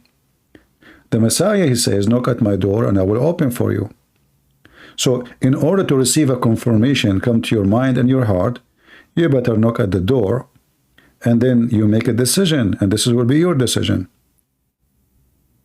How would you say I knock at the door? That's a great analogy, by the way. How would you say that I should knock on the door? Well, this is what the Messiah, he says, knock at my door and I will open for you. And there is many ways to knock at the door. Well, if I am seeking the truth will set you free. So you have the Bible, and obviously you are reading from it, and then you try to live the words of Jesus. Don't treat the Bible as a book of text and stories. I'll be honest with you. I can see the difference. I've considered myself I've become a better person over time, over the last year. I do see the difference. I think you're right that it's just something between me and God. I might just have to ponder on it, pray on it. I don't know. I agree with you. I don't want to take up too much of your time. No. I did come to watch Mohammedans get beat up. Yeah, you see, sometime, at the end of the day, I'm like you and everybody. I have a limited patience, and because what I do, people, they come here to argue with me. I don't come here to drink coffee with people. You know what I'm saying, right? So everybody is coming here to argue with me, and then the poor me, I have to work hard to make them think for themselves, for their benefit, even if they are smart, like you. But the only way, nobody can confirm anything to you except you and the one who you are seeking the confirmation from. But how you can get the confirmation if you did not seek it? You have to seek it. So you need to read the Bible from your heart, not from your eyes only. Try to live the stories, try to feel it, and then if you feel connected to what you read, I believe that you will receive a message from the one you are waiting for him, because you just connected. You did not believe yet. You did not confess that Jesus is my Lord yet, but you feel you are connected with his words, and then you will receive the message. But I am not reading, I am not trying to be connected, then how I'm going to receive the connection? That's good. That's a good point. I agree with you. I can't say anything for certain now. I'll just say that I'd have to work on it, like you said. I'm always in here. I've been listening to you for a while. So if anything happens, I'll definitely come back. I'll be regularly. All right, Frank. Happy to speak to you, my friend. And I apologize if I was a little bit tough on you. No problem. Believe me. Believe me. No problem at all. I see what happens here all the time. Don't worry about it. I was expecting kind of that. Anyways, Have a good night. I'm gonna stay in the stream. And it's very, very brave of you actually to stand and speak. And like, because especially you know me, as you say. I mean, it's horrible to talk to me. I don't talk to myself, by the way. All right, my friend. That's great. All right. Have a good night. All right. I guess I'll be watching. All right. Thank you, Frank. Hey guys, let us pray to our friend here, Frank. He sounds like a decent man. He sounds like he have a good heart. And he sounds like from his heart he is seeking the truth. So let us pray all of us together for this gentleman. So may the Lord connect with him. Give him the invitation he is looking for. Let us pray that the Lord will set him free out of the slavery of atheism. Because worshiping ourselves is a form of slavery. You see, when the first thing was astonishing for me in the Bible, when I learned the prayer to the Father, all religion, they speak of God as if he is a monster.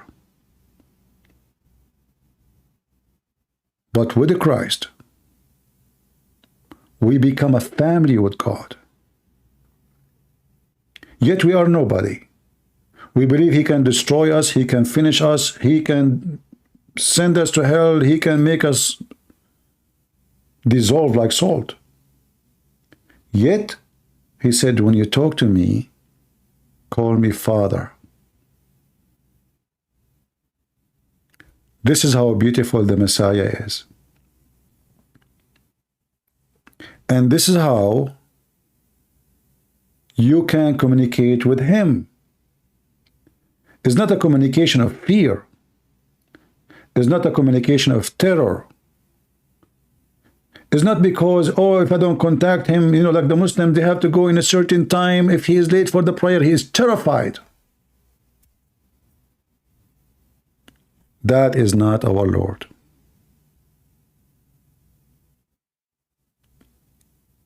So we pray for this gentleman that soon he will find the truth and the truth will set him free. Do we have any Mohammedan?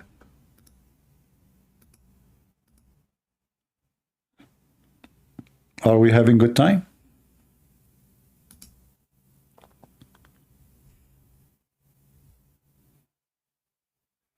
How is people in Rumble doing? Are you rumbling, guys? I hope you are not rumbling around without me.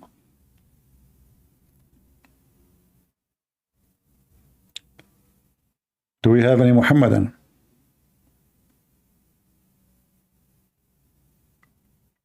And you see, this is how important what we do here.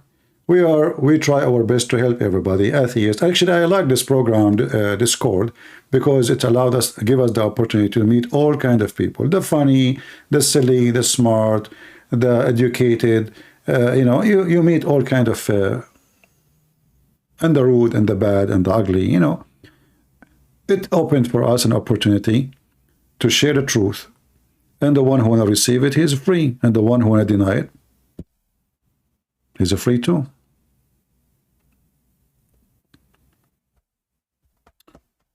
Contractor, concert.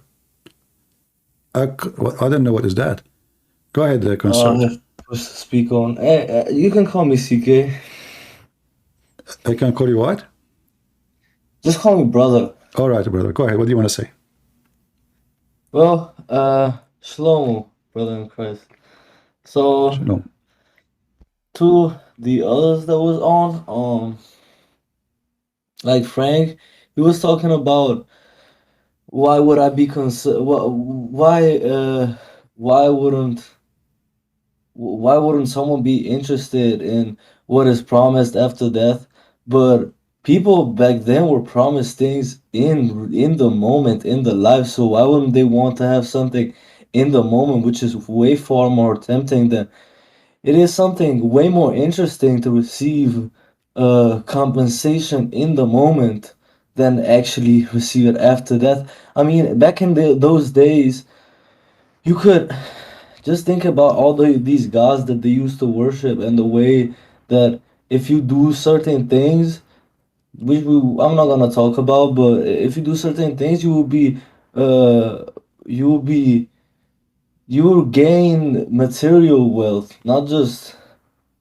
And I get it, eternal life, that's something, but it's it's not the same, you know. And that's just a little thing. And also Starlight, she was talking about she has like these Muslim friends in these Muslim servers, and you know, it made me think about a thing that happens to sisters all the time that I see even in church, you know, where I go, is that I mean, I get it. She's a newborn hallelujah. She got saved. She found the way, the truth. Um, but I mean, there are wolves in sheep's clothing. People that come to you with sweet words because they want you. Really, they want something. They see something in you and they kind of want to take it from you. And so they'll talk sweet, but at the end of the day, the devil comes as an angel of light, you know. So the devil will not come as like this ugly thing with horns that is like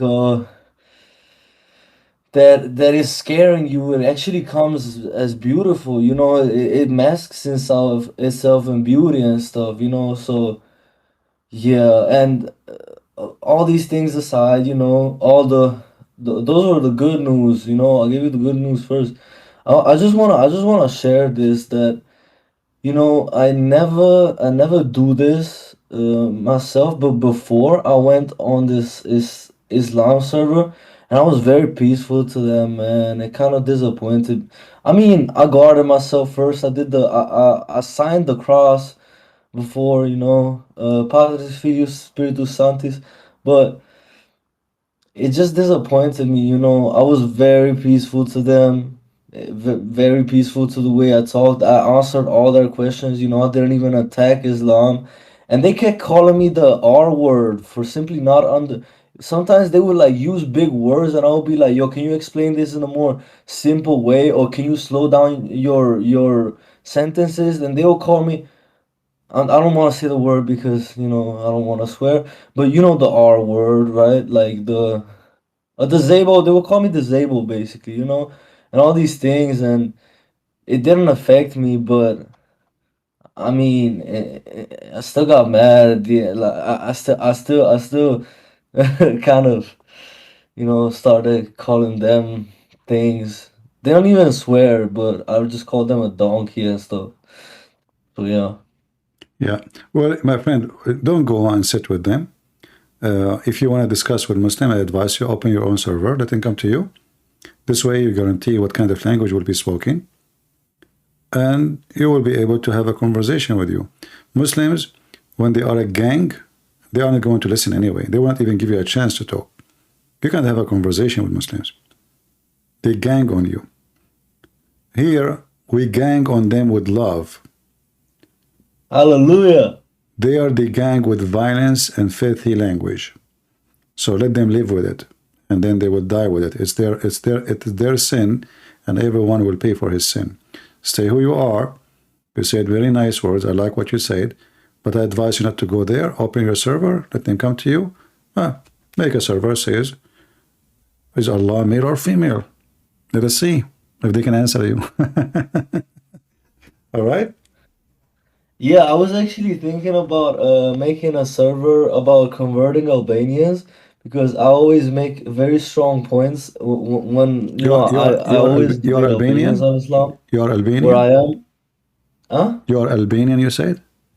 Yes, did you know that us Albanians, we have this like moral code called Besa, I and don't know. it's based on the Kanun of this guy called Liku Dukajini, like Hmm. just all the Albanian philosophers, all of it. Now, fun fact about it, all of it is based around the church and the relation between the state and the church, and our national hero was a Christian crusader. Skanderbeg was a Christian crusader pushing away the Turks. I mean, the Ottomans. It's not about Yeah, ethnicity. It's about I think we have. religion. I think I have my book translated into Albanian. You know that? Yeah. I've seen Okay. it. I've seen it. All right. You have a lot of books translated into Albanian, Yeah. which is Okay. is beautiful, man. So you can share it with your friends and people in Albania, etc. It's for free. Hallelujah. Hey, actually, thank you for your work, man. You do great work. Thank you. And keep it up, man. Hallelujah for your work. Thank you. God bless you, brother. Thank you very much. Do we have any Amen. Muhammadan? Do we have any Muhammad who would like to join us? Yeah, I have my books translated to many languages, and we give them for free, especially for countries we know that they are poor. For sure, my books support me financially, but because it's not my aim is the money, so we give my books for free for many languages: Chinese, Russian, Albanian, Croatian, you name it. Indonesian, Hindi. So many they can read and they can learn, and the same they can apply what they learn with their community. Do we have any Muhammadan?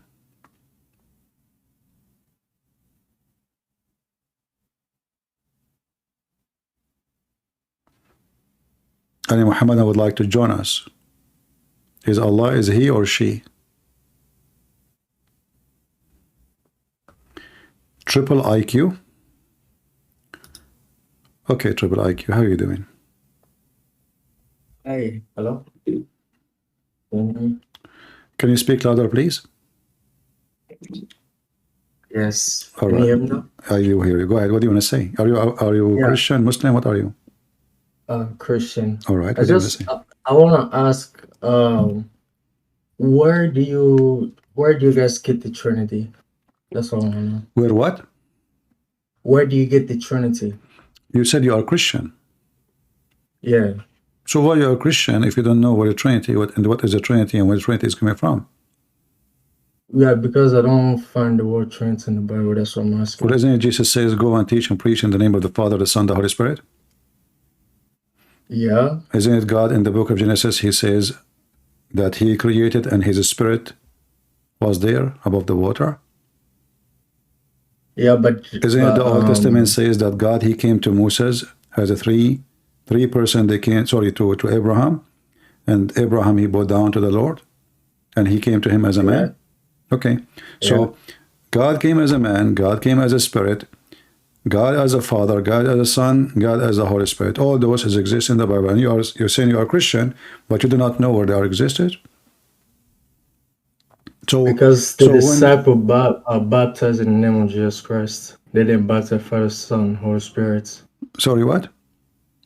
I said the disciple baptized in the name of Jesus Christ. No, not in the Jesus Father, himself, Son, Holy not Spirit. true.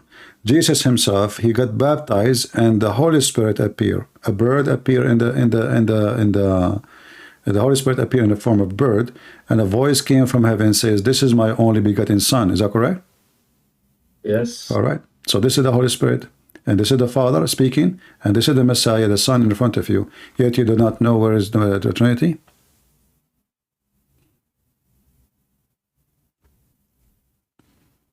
All right, my friend. Thank you very much for sharing with us. Why somebody, he is a Christian, he grew up as a man, he cannot, how you call yourself a Christian? All right. S, go ahead. Hey CP, God bless you in the work you're doing tonight. I was just listening to the call with the Albanian brother before. All right. And I was just wondering, obviously you have your books translated in quite a few different languages, like you said. And you're one of the only people, Christian people, that I've seen or heard talking about how much strife is going on in Nigeria based on obviously the reality of it is just an Islamic takeover. It used to be, you know, when I was growing up, 50-50, well, even less than that, was majority Christian. But at the moment, it's about 64%, according to some numbers, 64% Muslim, and growing, and they're getting bolder and bolder, more attacks on villages, burning down villages. There's a lot of people that speculate that one of the top cabinet ministers, he is a secret member of Boko Haram, and that's how the Boko Haram, they never get caught when the army go out looking for their camps. And I was just wondering if you had any plans of putting your books into Yoruba and Igbo, which are the two biggest languages in Nigeria, because I think a lot of Muslims in Nigeria, you know, much like Muslims in any country that's not Arabian, don't speak Arabic, they really don't have any idea what the religion is about. They basically, I wouldn't even say pick and choose, but they're not educated enough on the topic of Islam to really know what they're following, and because of that, they become even more radical than Arabic first speakers. Like there was a sheikh in Nigeria who recently, he called for the assassination of the first lady of Nigeria, the wife of the president, because he's Muslim and she's not. And he was saying that that's an abomination and that she should be assassinated. And this is like open talk, you know, no fear of repercussion. This isn't like how in, you know, the UK where I live, you know, the mosques have to be a lot more careful about what they say. You know, they have secret meetings behind closed doors where they say more radical things, and then, you know, they'll deny if anyone leaks it or whatever. They'll say, oh, we didn't say that. But, you know, out there, you're free to say that kind of stuff, and there isn't going to be any, you know, no one's going to check you on it. The police don't do anything about that kind of stuff. And obviously Nigerians are the biggest population of Africans in the world, and they also have the highest number of Africans outside of the country. So I was just wondering if you had any plans. Unfortunately, I don't speak Yoruba or Igbo, but well, my friend, I welcome anyone. If you know anybody would like to translate my book, go ahead. Definitely, you know, find people. Yeah, if you know the language yourself, you can translate it. Go ahead. Yeah, sure. I can't. And I promise when the book is done, we post it online for free, no money. Fantastic. All right, cool. Well, I'll try and find somebody that's reliable. That obviously, because the written language is a bit more difficult than the spoken tongue. So I'll find somebody, either family friend or family member that has enough knowledge to be able to translate your book into and all the concepts into Yoruba and Igbo. The Muslims in Nigeria, their number is increasing fast because they are marrying 4 women, and they are uneducated, and that makes them have more children. Christians are the opposite. A man, he marry only one, and they will have way less more kids. So in the future, in Nigeria obviously is going to be not only majority Muslims, is going to be dominated totally by the evil Islam. So the only way for Christians to protect themselves, I believe, if they live in their own territory, maybe they should seek separation. Otherwise, the Muslim will take over. That's it. And then they will force all kind of evil. And the Christians, they should arm themselves. I hear a lot of stories about attacking them, kidnapping their girls, etc. So Christians, obviously, there's no government there. You know, government is a joke. So you should arm yourself, protect yourself. We don't teach violence against Muslims. We don't want that. But it's our right to protect ourselves from those terrorists like Boko Haram and their garbage. So Christians should arm themselves. And if you don't defend yourself, nobody will care for you. And because they are African, sadly, the West don't care. You know, if you are a Palestinian, a white guy, you know, blonde, a Palestinian, South Africa will go to defend you. You know, the African in Africa, South Africa, they will go to defend you. But South African, they don't care for you. You know, being kidnapped. You know, they don't call for genocide. You know, South Africa, no. Why? Because they are hypocrite. They are making business with Qatar, and they are slaves of the Qatari. Qatari is the one who bought the government of South Africa. They found them a very great opportunity to take over the country.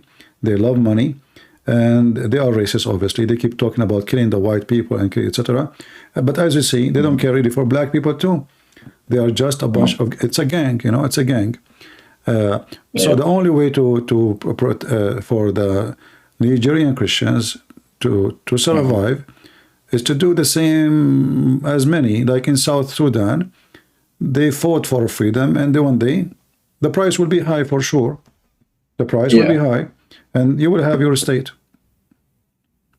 That's the thing, because we're basically already split up. Like, it's already a north and south divide, and the majority of the violence happens in the middle belt, where the two sides kind of meet. Yeah. Well, you have to seek the total separation, not just like two state. Let the Muslims have their Sharia, and then you preserve yourself and live as a Christian in your own country, and let them go. All Muslim countries, they are doomed. Not a single. The only countries where they don't look doomed is because of the oil. They are relaxed, and those are not really. They present nothing between the Muslims. Like Saudi Arabia, a small tiny country. It's a big country as a land, but a small tiny country as a population. Same as Qatar or Bahrain or Emirat. But the rest of Muslim countries are doomed, like Libya, Algeria, Morocco, Egypt, Pakistan, Iran, Syria. Totally doomed. I can't even describe how doomed they are. Yeah. The last two things I wanted to just quickly say on it before I give the stage up to somebody else is, I think the main reason why you touched on it before, the lack of education, but there's another problem, which is that obviously in Nigeria, we have ancient tribal beliefs that go back, thousands of years. And I think they're a lot more similar. Like in those tribal beliefs, they already could marry more than one woman. And I think it's an easier shift for them to shift to Islam. And then the other thing is that you can find a lot of devout Muslims and Christians in Nigeria that are, totally devout to their one religion. But the other problem is that a lot of Nigerians, they refuse to let go of their tribal beliefs, even if they are Muslim or Christian. So what you find is a lot of these Muslims and Christians, they still consult what's called a Babalawo. And that's basically, in Yoruba, that means somebody who basically sees through the mystery. And it's like not really a witch doctor, but basically kind of like an oracle, kind of like I don't know how to explain. It's that kind of thing. It's coming back from paganism, kind of. Yeah, of course. But the thing is, they still mix that into there, so they never really fully, devout themselves to the main religion. They still hold on to these pagan practices behind closed doors. So that's one reason I think it's spreading, is that they don't, even if they convert to Islam, they kind of look at it like, oh, well, I know what I really believe behind closed doors, which is, and all of my tribal beliefs. And this is just a more comfortable way. My belief system is kind of dying out. So it's better to be in one of the faiths that exist already. And the last thing, I just wanted to say was I saw a video the other day, and I haven't verified it, so I don't know how true this is, but it was a Twitter space of some Muslims talking, and apparently one of them was like a high up member of Hamas, and he was talking about how they're in Nigeria, and that they've been in Nigeria for a while, and that they've been radicalizing, they've been converting, they've been doing all of this stuff. That basically the government, very easy to win over. They've just paid them off and this and that. The government knows that they're there. And I think that's another problem, is it's not just what you tend to find in Nigeria, like when Zakir goes there. They prey on these people that, they have like a very rudimentary, very basic understanding of the religion.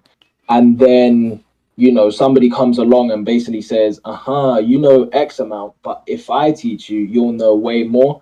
And they push them down this path of even more radicalization than even the Hamas member themselves is really willing to go down. They know that this Nigerian person is more likely to take chances, more likely to risk things.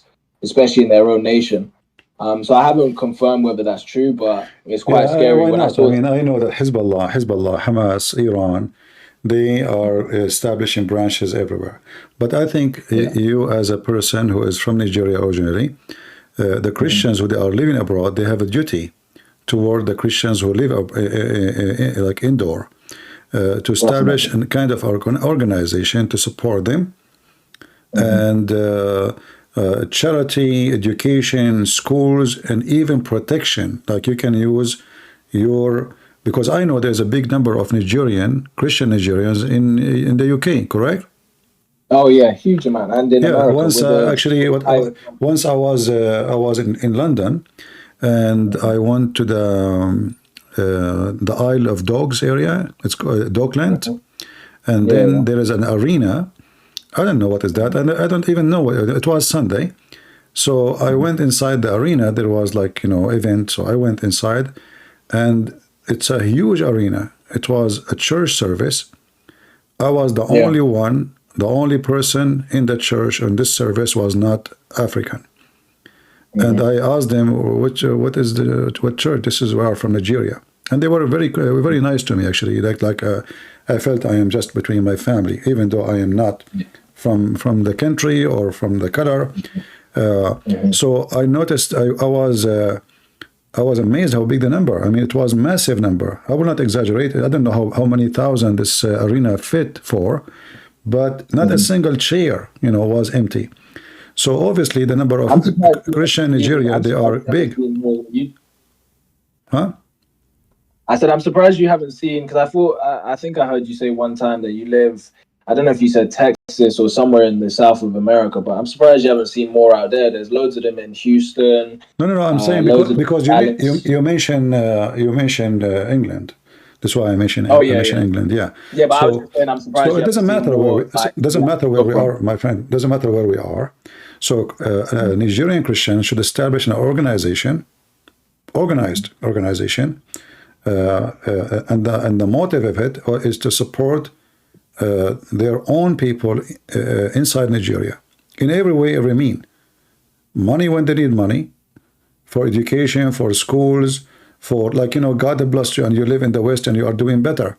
So what about we support our people who they are doing less, right?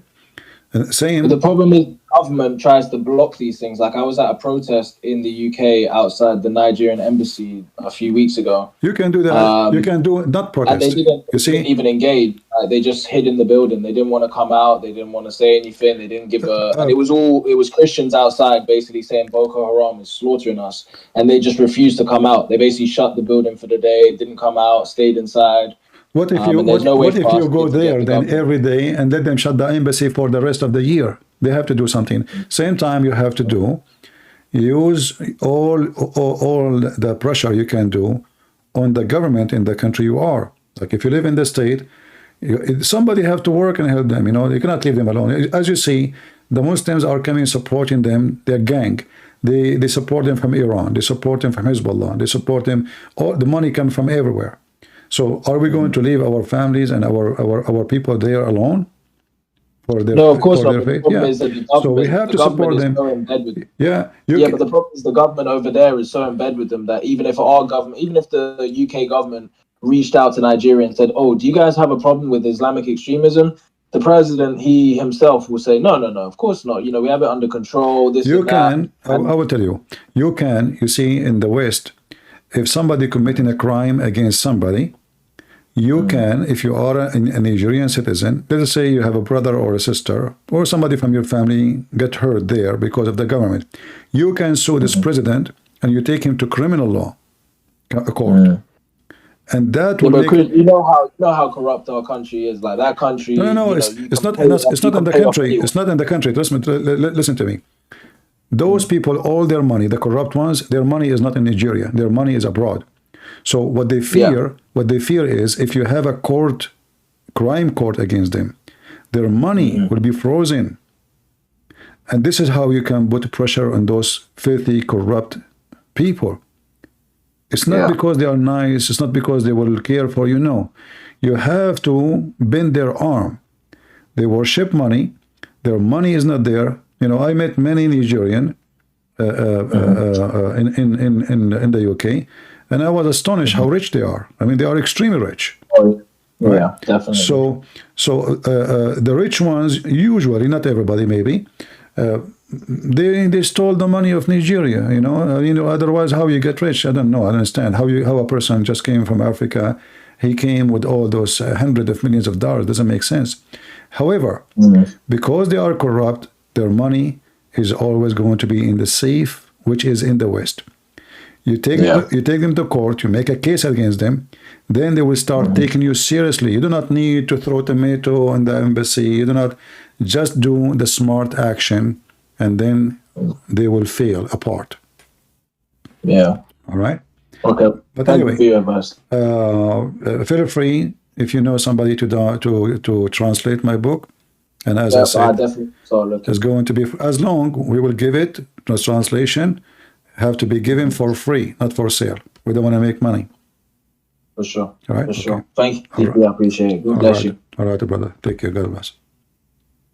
Do we have any Mohammedan?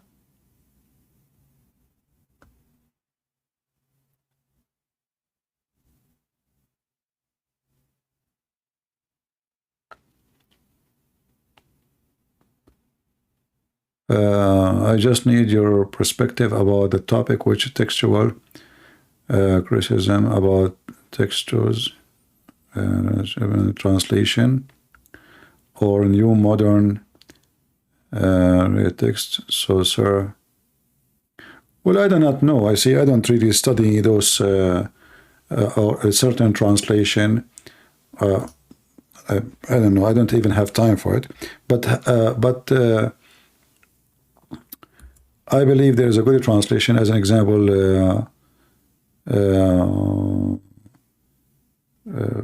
of a Greek, a good translation, the Peshitta. But me myself, I don't really, I did not study those things carefully to give you an answer, you know.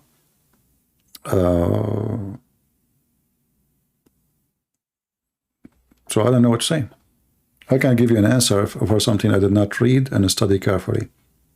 And always, actually, the person who can give you an opinion about such a thing should be a person who speaks the language, not a reading translation. You know, if you read a translation always, like now, the same we struggle with the Muslims. Translation is dependent on the skills of the one who translate. Interpretation is depend on the person who give interpretation, and if he have an agenda, his interpretation will be under the influence of his agenda. So I did not study the case, and I do not know really what to say to you.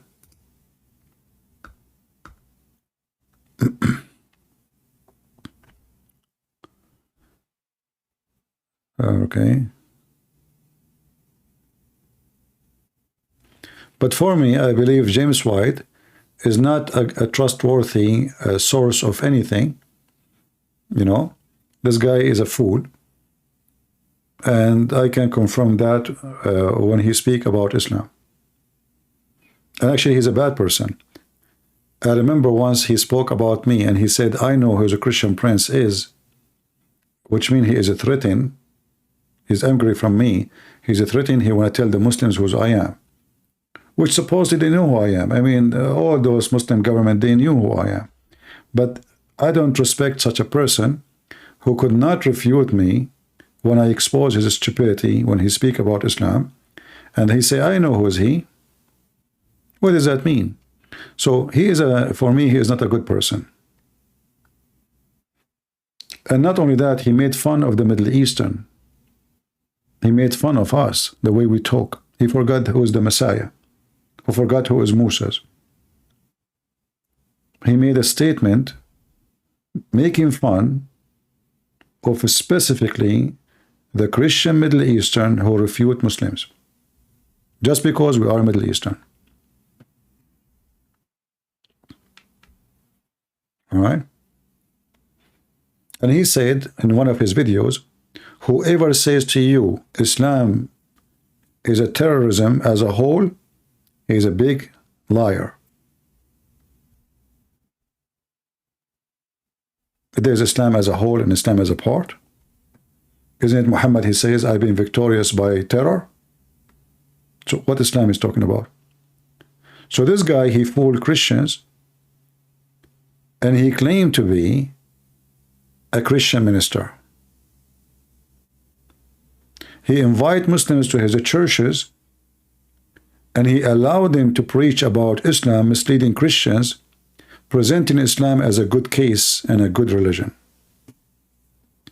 Do you remember we spoke about that there is evil ones everywhere? It doesn't matter if you are a Catholic or a Protestant or Orthodox. Do you remember? Do you remember how many times I warn you? Don't be obsessed with your sect, because sect doesn't help you.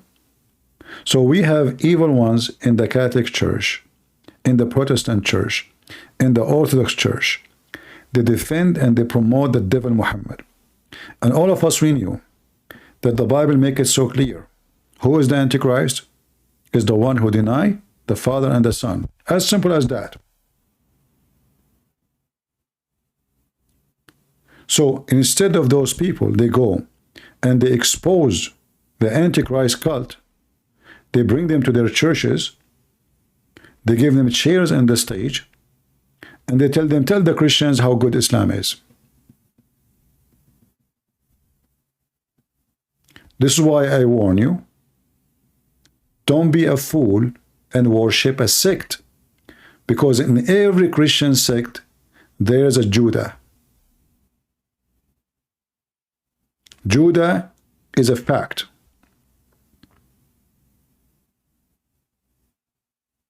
They are a sellout. As the Lord, he said, from their fruits you shall know them. The second you see someone claim to be Christian, doesn't matter if he's a Protestant or Catholic or Orthodox, he defend Islam, or he say we believe in the same God, or he say things which is, he don't say the truth about Islam, how evil it is. He is obviously a wolf in a sheep clothing. And you know better, my friends. The Lord, he gave you the wisdom. This is why me, myself, I stay away from sect. I don't want to belong to any sect. Why I want to belong to? I want to belong to my Lord. In the Bible, we were called Christians for a reason. Because we don't have a sect. Is that true? This is a Christianity. We are called the Christians, for this is the only name can be found. And which one is a better name for you to be called? Why you want to call yourself something else? Are you proud of yourself? Are you proud to be Catholic but not Christian? Are you proud to be Protestant but not a Christian? Are you proud to be Orthodox but not a Christian? Christian is a word coming from Christ. There's a better name for you.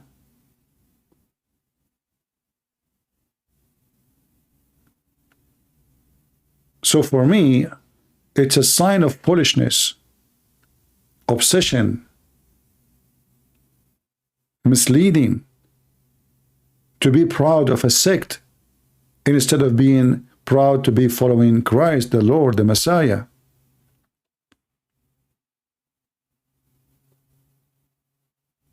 I don't care what church you go to. Tell me what the church, the church you go to can do. Are they bringing people to Christ? Or they are just doing ritual, stand up, wave your hand to Jesus, recite the rosary, keep repeating yourself non-stop? What the heck is that? Do something. A true church is the one who do what Jesus commanded us to do. Go and teach and preach. Rebuke. I was hungry and you fed me. I was naked and you clothed me. I was a prisoner and you came to me. You visited me. I was sick. I was a foreigner, stranger, and you took me in. If they are not doing what God, he told them to do, they are just a club, social club. The same as the gang of Muhammad.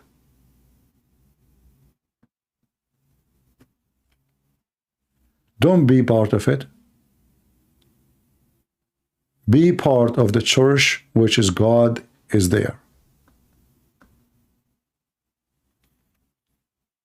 I advise you actually always, when you go to a church, there is one question you should ask, and the question have two branches. Ask them about what they think about Islam, and ask them what they think about homosexuality. If they start blah, blah, blah, blah, avoiding the question, this man is not a servant of God.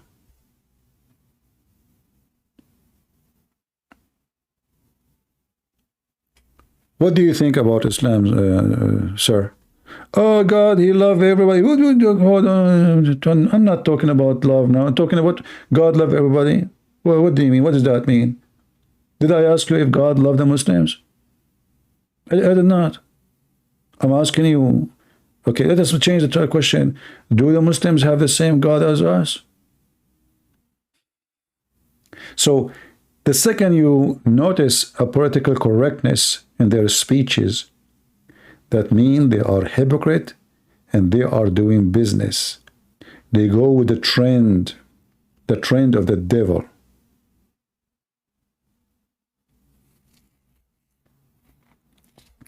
Yeah, but as I said, it's not only the Pope. You know, there's a Protestant, there's Orthodox, there's a lot of false people there. The Pope, just because he's famous, he's the Pope, you know. I mean, the corruption reached the head. The head. But I hope soon this guy, he will go.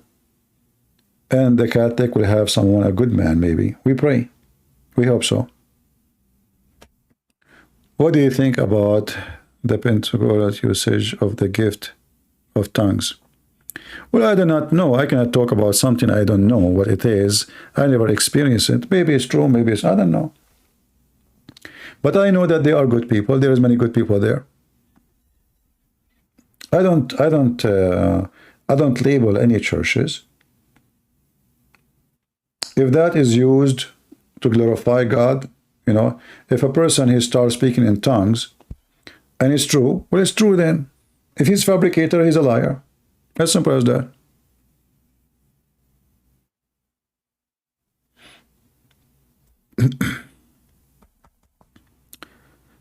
Are you against the Pope blessing the marriage? For sure, we cannot bless sin. Can we? Can we bless the one who fornicate? What blessing? What does that mean? Blessing is a blessing. You know what the word blessing mean? God is happy with you. God is happy with your action. Is such an action is what make God happy? The Bible say no. So whoever say this blessing is a blessing.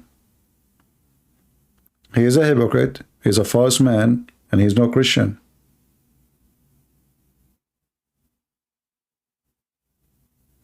Blessing is not an act of mercy. This blessing is an act of deception, because when you bless someone is deceived, you are telling him do more. How come he don't rebuke them? Shouldn't he go and say, hey, stop doing that, this is sin? No, he don't do that. Instead, he do blessing. My friend, we are smarter than this. So imagine I go fornicate now, and then I just came from the bedroom with this woman, and both of us, we are naked. And then they says, I am here to give you a blessing. What a blessing. What are you talking about? You know, like what the heck with this donkey? You know, I mean, donkey, even donkey is smarter. I mean, the donkey is a donkey, but he don't say stupid things. All right.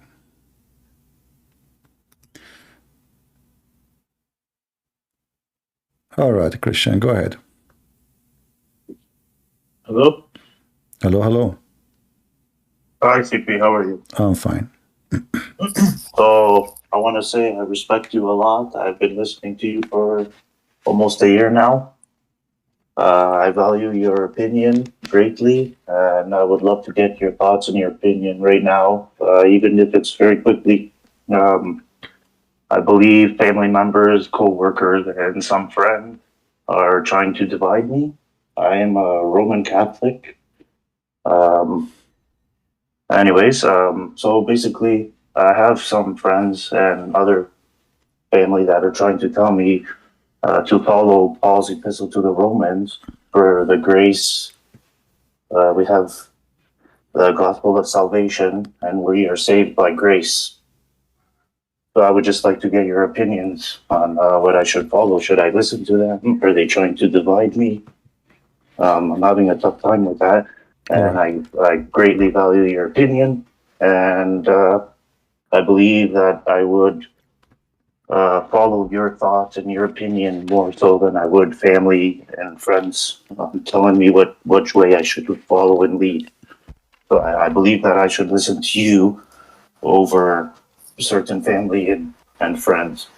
So this is my question, and I'm throwing it out there to you. If you could give me an answer quickly, or if you would like to elaborate, this is up to you, but all right. I greatly value your opinion. All right. First of all, why I should listen to anyone? I should listen to God. It's not a Christian prince. It's not my friends. It's not my family. The wise man is a fool. You should know that always. The wise man is a fool. And the wise man is the one who knows that he is a foolish man. The wisdom of a man is not really a wisdom. So the only way for us to find out which is right and which is wrong is to be with God. And we have the Bible. Jesus did not leave us alone. He did not say it's your friend who tell you how to know me or which one is the right. He says, search the books, search for the truth, and the truth, you find the truth, and the truth will set you free. So when somebody says to me, and I hear this is always from people keep saying, we are saved by the grace of God. We are saved by the grace of God, and you do not need to do anything. It's true and false. Why? Because we are saved by the grace of God, because we don't deserve really salvation. Why? Because we are sinners. It's like saying, I have a crack in my glass, and I am still a mirror. You are not. You are not really clean. So you don't deserve it, yet by the grace of God, he forgive you. However, the Bible confirmed too, in James chapter 2 as an example, that you have, work without, faith without work is dead. Yes. Right? So how we know then how the Lord, this is why the Lord, he said, from their fruits you shall know them. Yes, yes. So my friends, who care what they say? So you have to follow the fruits, and the fruit will tell you where is the good tree. It's not the opposite. It's not you follow the tree just because it's a tree. There's a bad tree and there's a good tree. And the tree, and Jesus said, the tree who will not give fruits will be cut off and thrown into the fire, right? Yes, yeah. So absolutely. I don't want you, and this is my advice, it's up to you. I don't care for something called Roman Catholic, Protestant. I just mentioned that. Yes. Stay away from all those. This is my advice. Stay with Jesus. Go with the book. Be a follower of the teaching of Christ, not of she, he, say, including me. Whatever Jesus he said to you, you do. And this is the salvation. The salvation is not given to you from the man, it's given to you from the Lord. It's not from a priest, it's not from a bishop, it's not from the Pope, it's not from the Protestant or the Catholic or the Orthodox. It is from the Messiah only. Nobody have the key of heaven except the Messiah. So you are going to be with the right place only if you stop listening to people, what they say to you, and you start listening to what Jesus is saying to you. People will confuse you. They are themselves, they are confused. How they can, it's like, a blind leading the blind. People are living sin. Most of people who say to you, you are just saved by the grace, simply, they use that statement just to make themselves feel comfortable. They do not need to do anything. I'm saved by the grace. But this is a false statement. The Lord, he said, not everyone says to me, Lord, Lord, will enter the kingdom of my Father, but the one who do his will. Do you know what do mean? Do is an action, correct? Yes. So they keep saying the grace, grace, we are saved by the grace. Okay, we get that. We are saved by the grace, but you have to do. in order to be with the grace. So they are connected. It's not the grace coming alone. If you don't do false, you are a false Christian. So what you do, yeah, if you do, then that is the proof of who you are. Is not saying Lord, Lord, as the Lord, he said, not saying to me, Lord, Lord. You can say Lord, Lord from now until next century, but you do nothing. You are a fornicator, you are a thief, you are a liar, you are a deceiver, you are a cheater, but you say Lord, Lord. Okay, I'm saved by the grace. That's what the Muslim believe. The Muslim, they say Shahada, they go to heaven. We don't believe in such a garbage. Yeah. Even, sorry, CP, even these people that are telling me about Paul's epistle to the Romans, and I should follow and read that, and it's very important, and as a born-again Christian. But also they're telling me I shouldn't be praying our Father. What is this? This is unbelievable. They're telling me I should not be praying our Father. Because, so why, we see, my friend, why you are even listening to them, what they say to you? No, I'm not listening. I don't necessarily. I'm taking it all in, and I'm going from there. It doesn't mean necessarily I believe it and I'm taking it to heart. I'm just there. It's what they're throwing at me. If you are a person who is strong with your faith, then you should be the one who have influence, not the opposite. Influence happen only when there, it's like, there is a, let us say, we have a small body of water and we have a big body of water. One of them is fresh and the other one is salty. So now if we open the bar between them, the salty water will dominate the fresh water. The whole water will be salty. And one bad apple usually corrupt a box of apples. But if you have faith, strong faith, then that bad apple will not be able to corrupt you. And you will be able to have influence in the opposite direction, and you can heal the bad apple. So before you go to war, it's a war. It's a war with the devil. Before we go to war, we have to arm ourselves. And how we arm ourselves is by following the Messiah and be part of his plan. Not everyone say to me, Lord, Lord, but the one who do his will. So we arm ourselves with the word of God, and then we follow it, and we do it, and then we will have the influence, and nobody will have a bad influence on us. Yeah, he's trying to speak to me about rightly dividing, rightly dividing, and those scriptures in the New Testament, Matthew, Mark, Luke, and John. It's not for us. Those are they are false people. Obviously you are talking to the devil, not to someone who knows. Anyway, my brother, I just give you my advice. I have a Muslim, I think. Yeah. He is waiting. Okay, no problem. Thank you very much, CP. All right, I appreciate it a lot. Mr. F, how are you doing, my friend? Go ahead. We are listening. Are you there? I think your microphone is not working.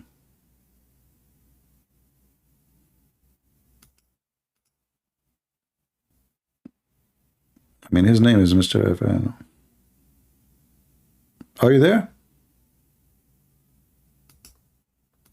You are not muted, so why you don't talk?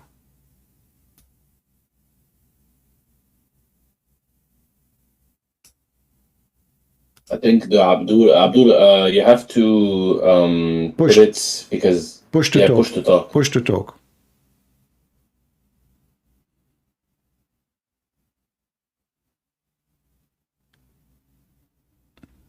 All right. I think Satan urinated in his ears. All right.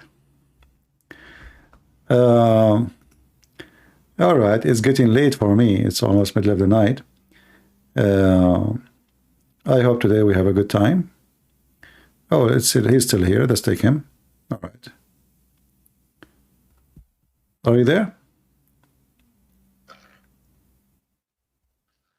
We don't hear you.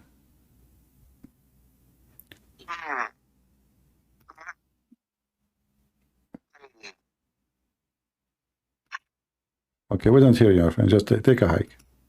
Take care.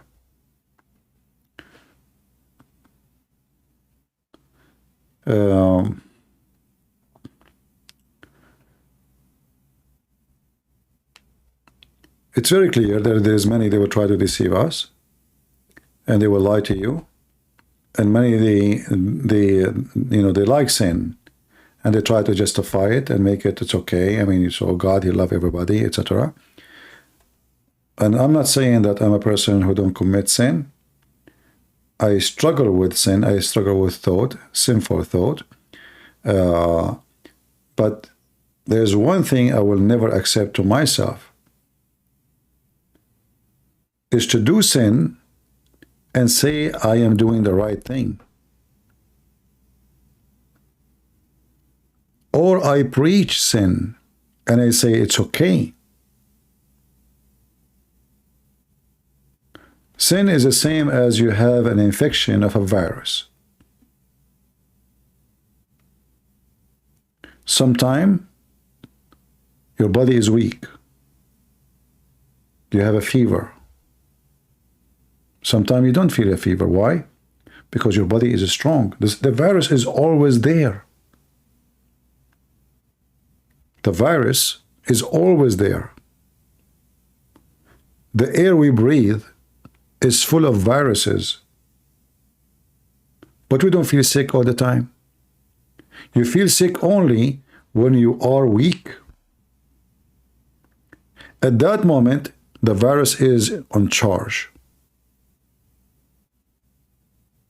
And we need to treat sin the same as a virus. It's always there. You breathe it. Your eyes see it. You will be tempted. That virus can have effect on you only when you are weak. And how the weakness happen? If we don't read the Bible, if we don't remember the command of the Lord, and if we throw it in the back, we live our life. We go, we enjoy, we go, drink coffee every day. I mean, we do whatever. Like now, it says Saturday night, how many people today are fornicating? How many people they are in the bar? How many women will be raped? How many they will wake up drunk in the bed of somebody? They did that to themselves. You go, you take drugs, you drink alcohol like a mule, and then you wake up, you don't know what you did. You commit a crime against your own.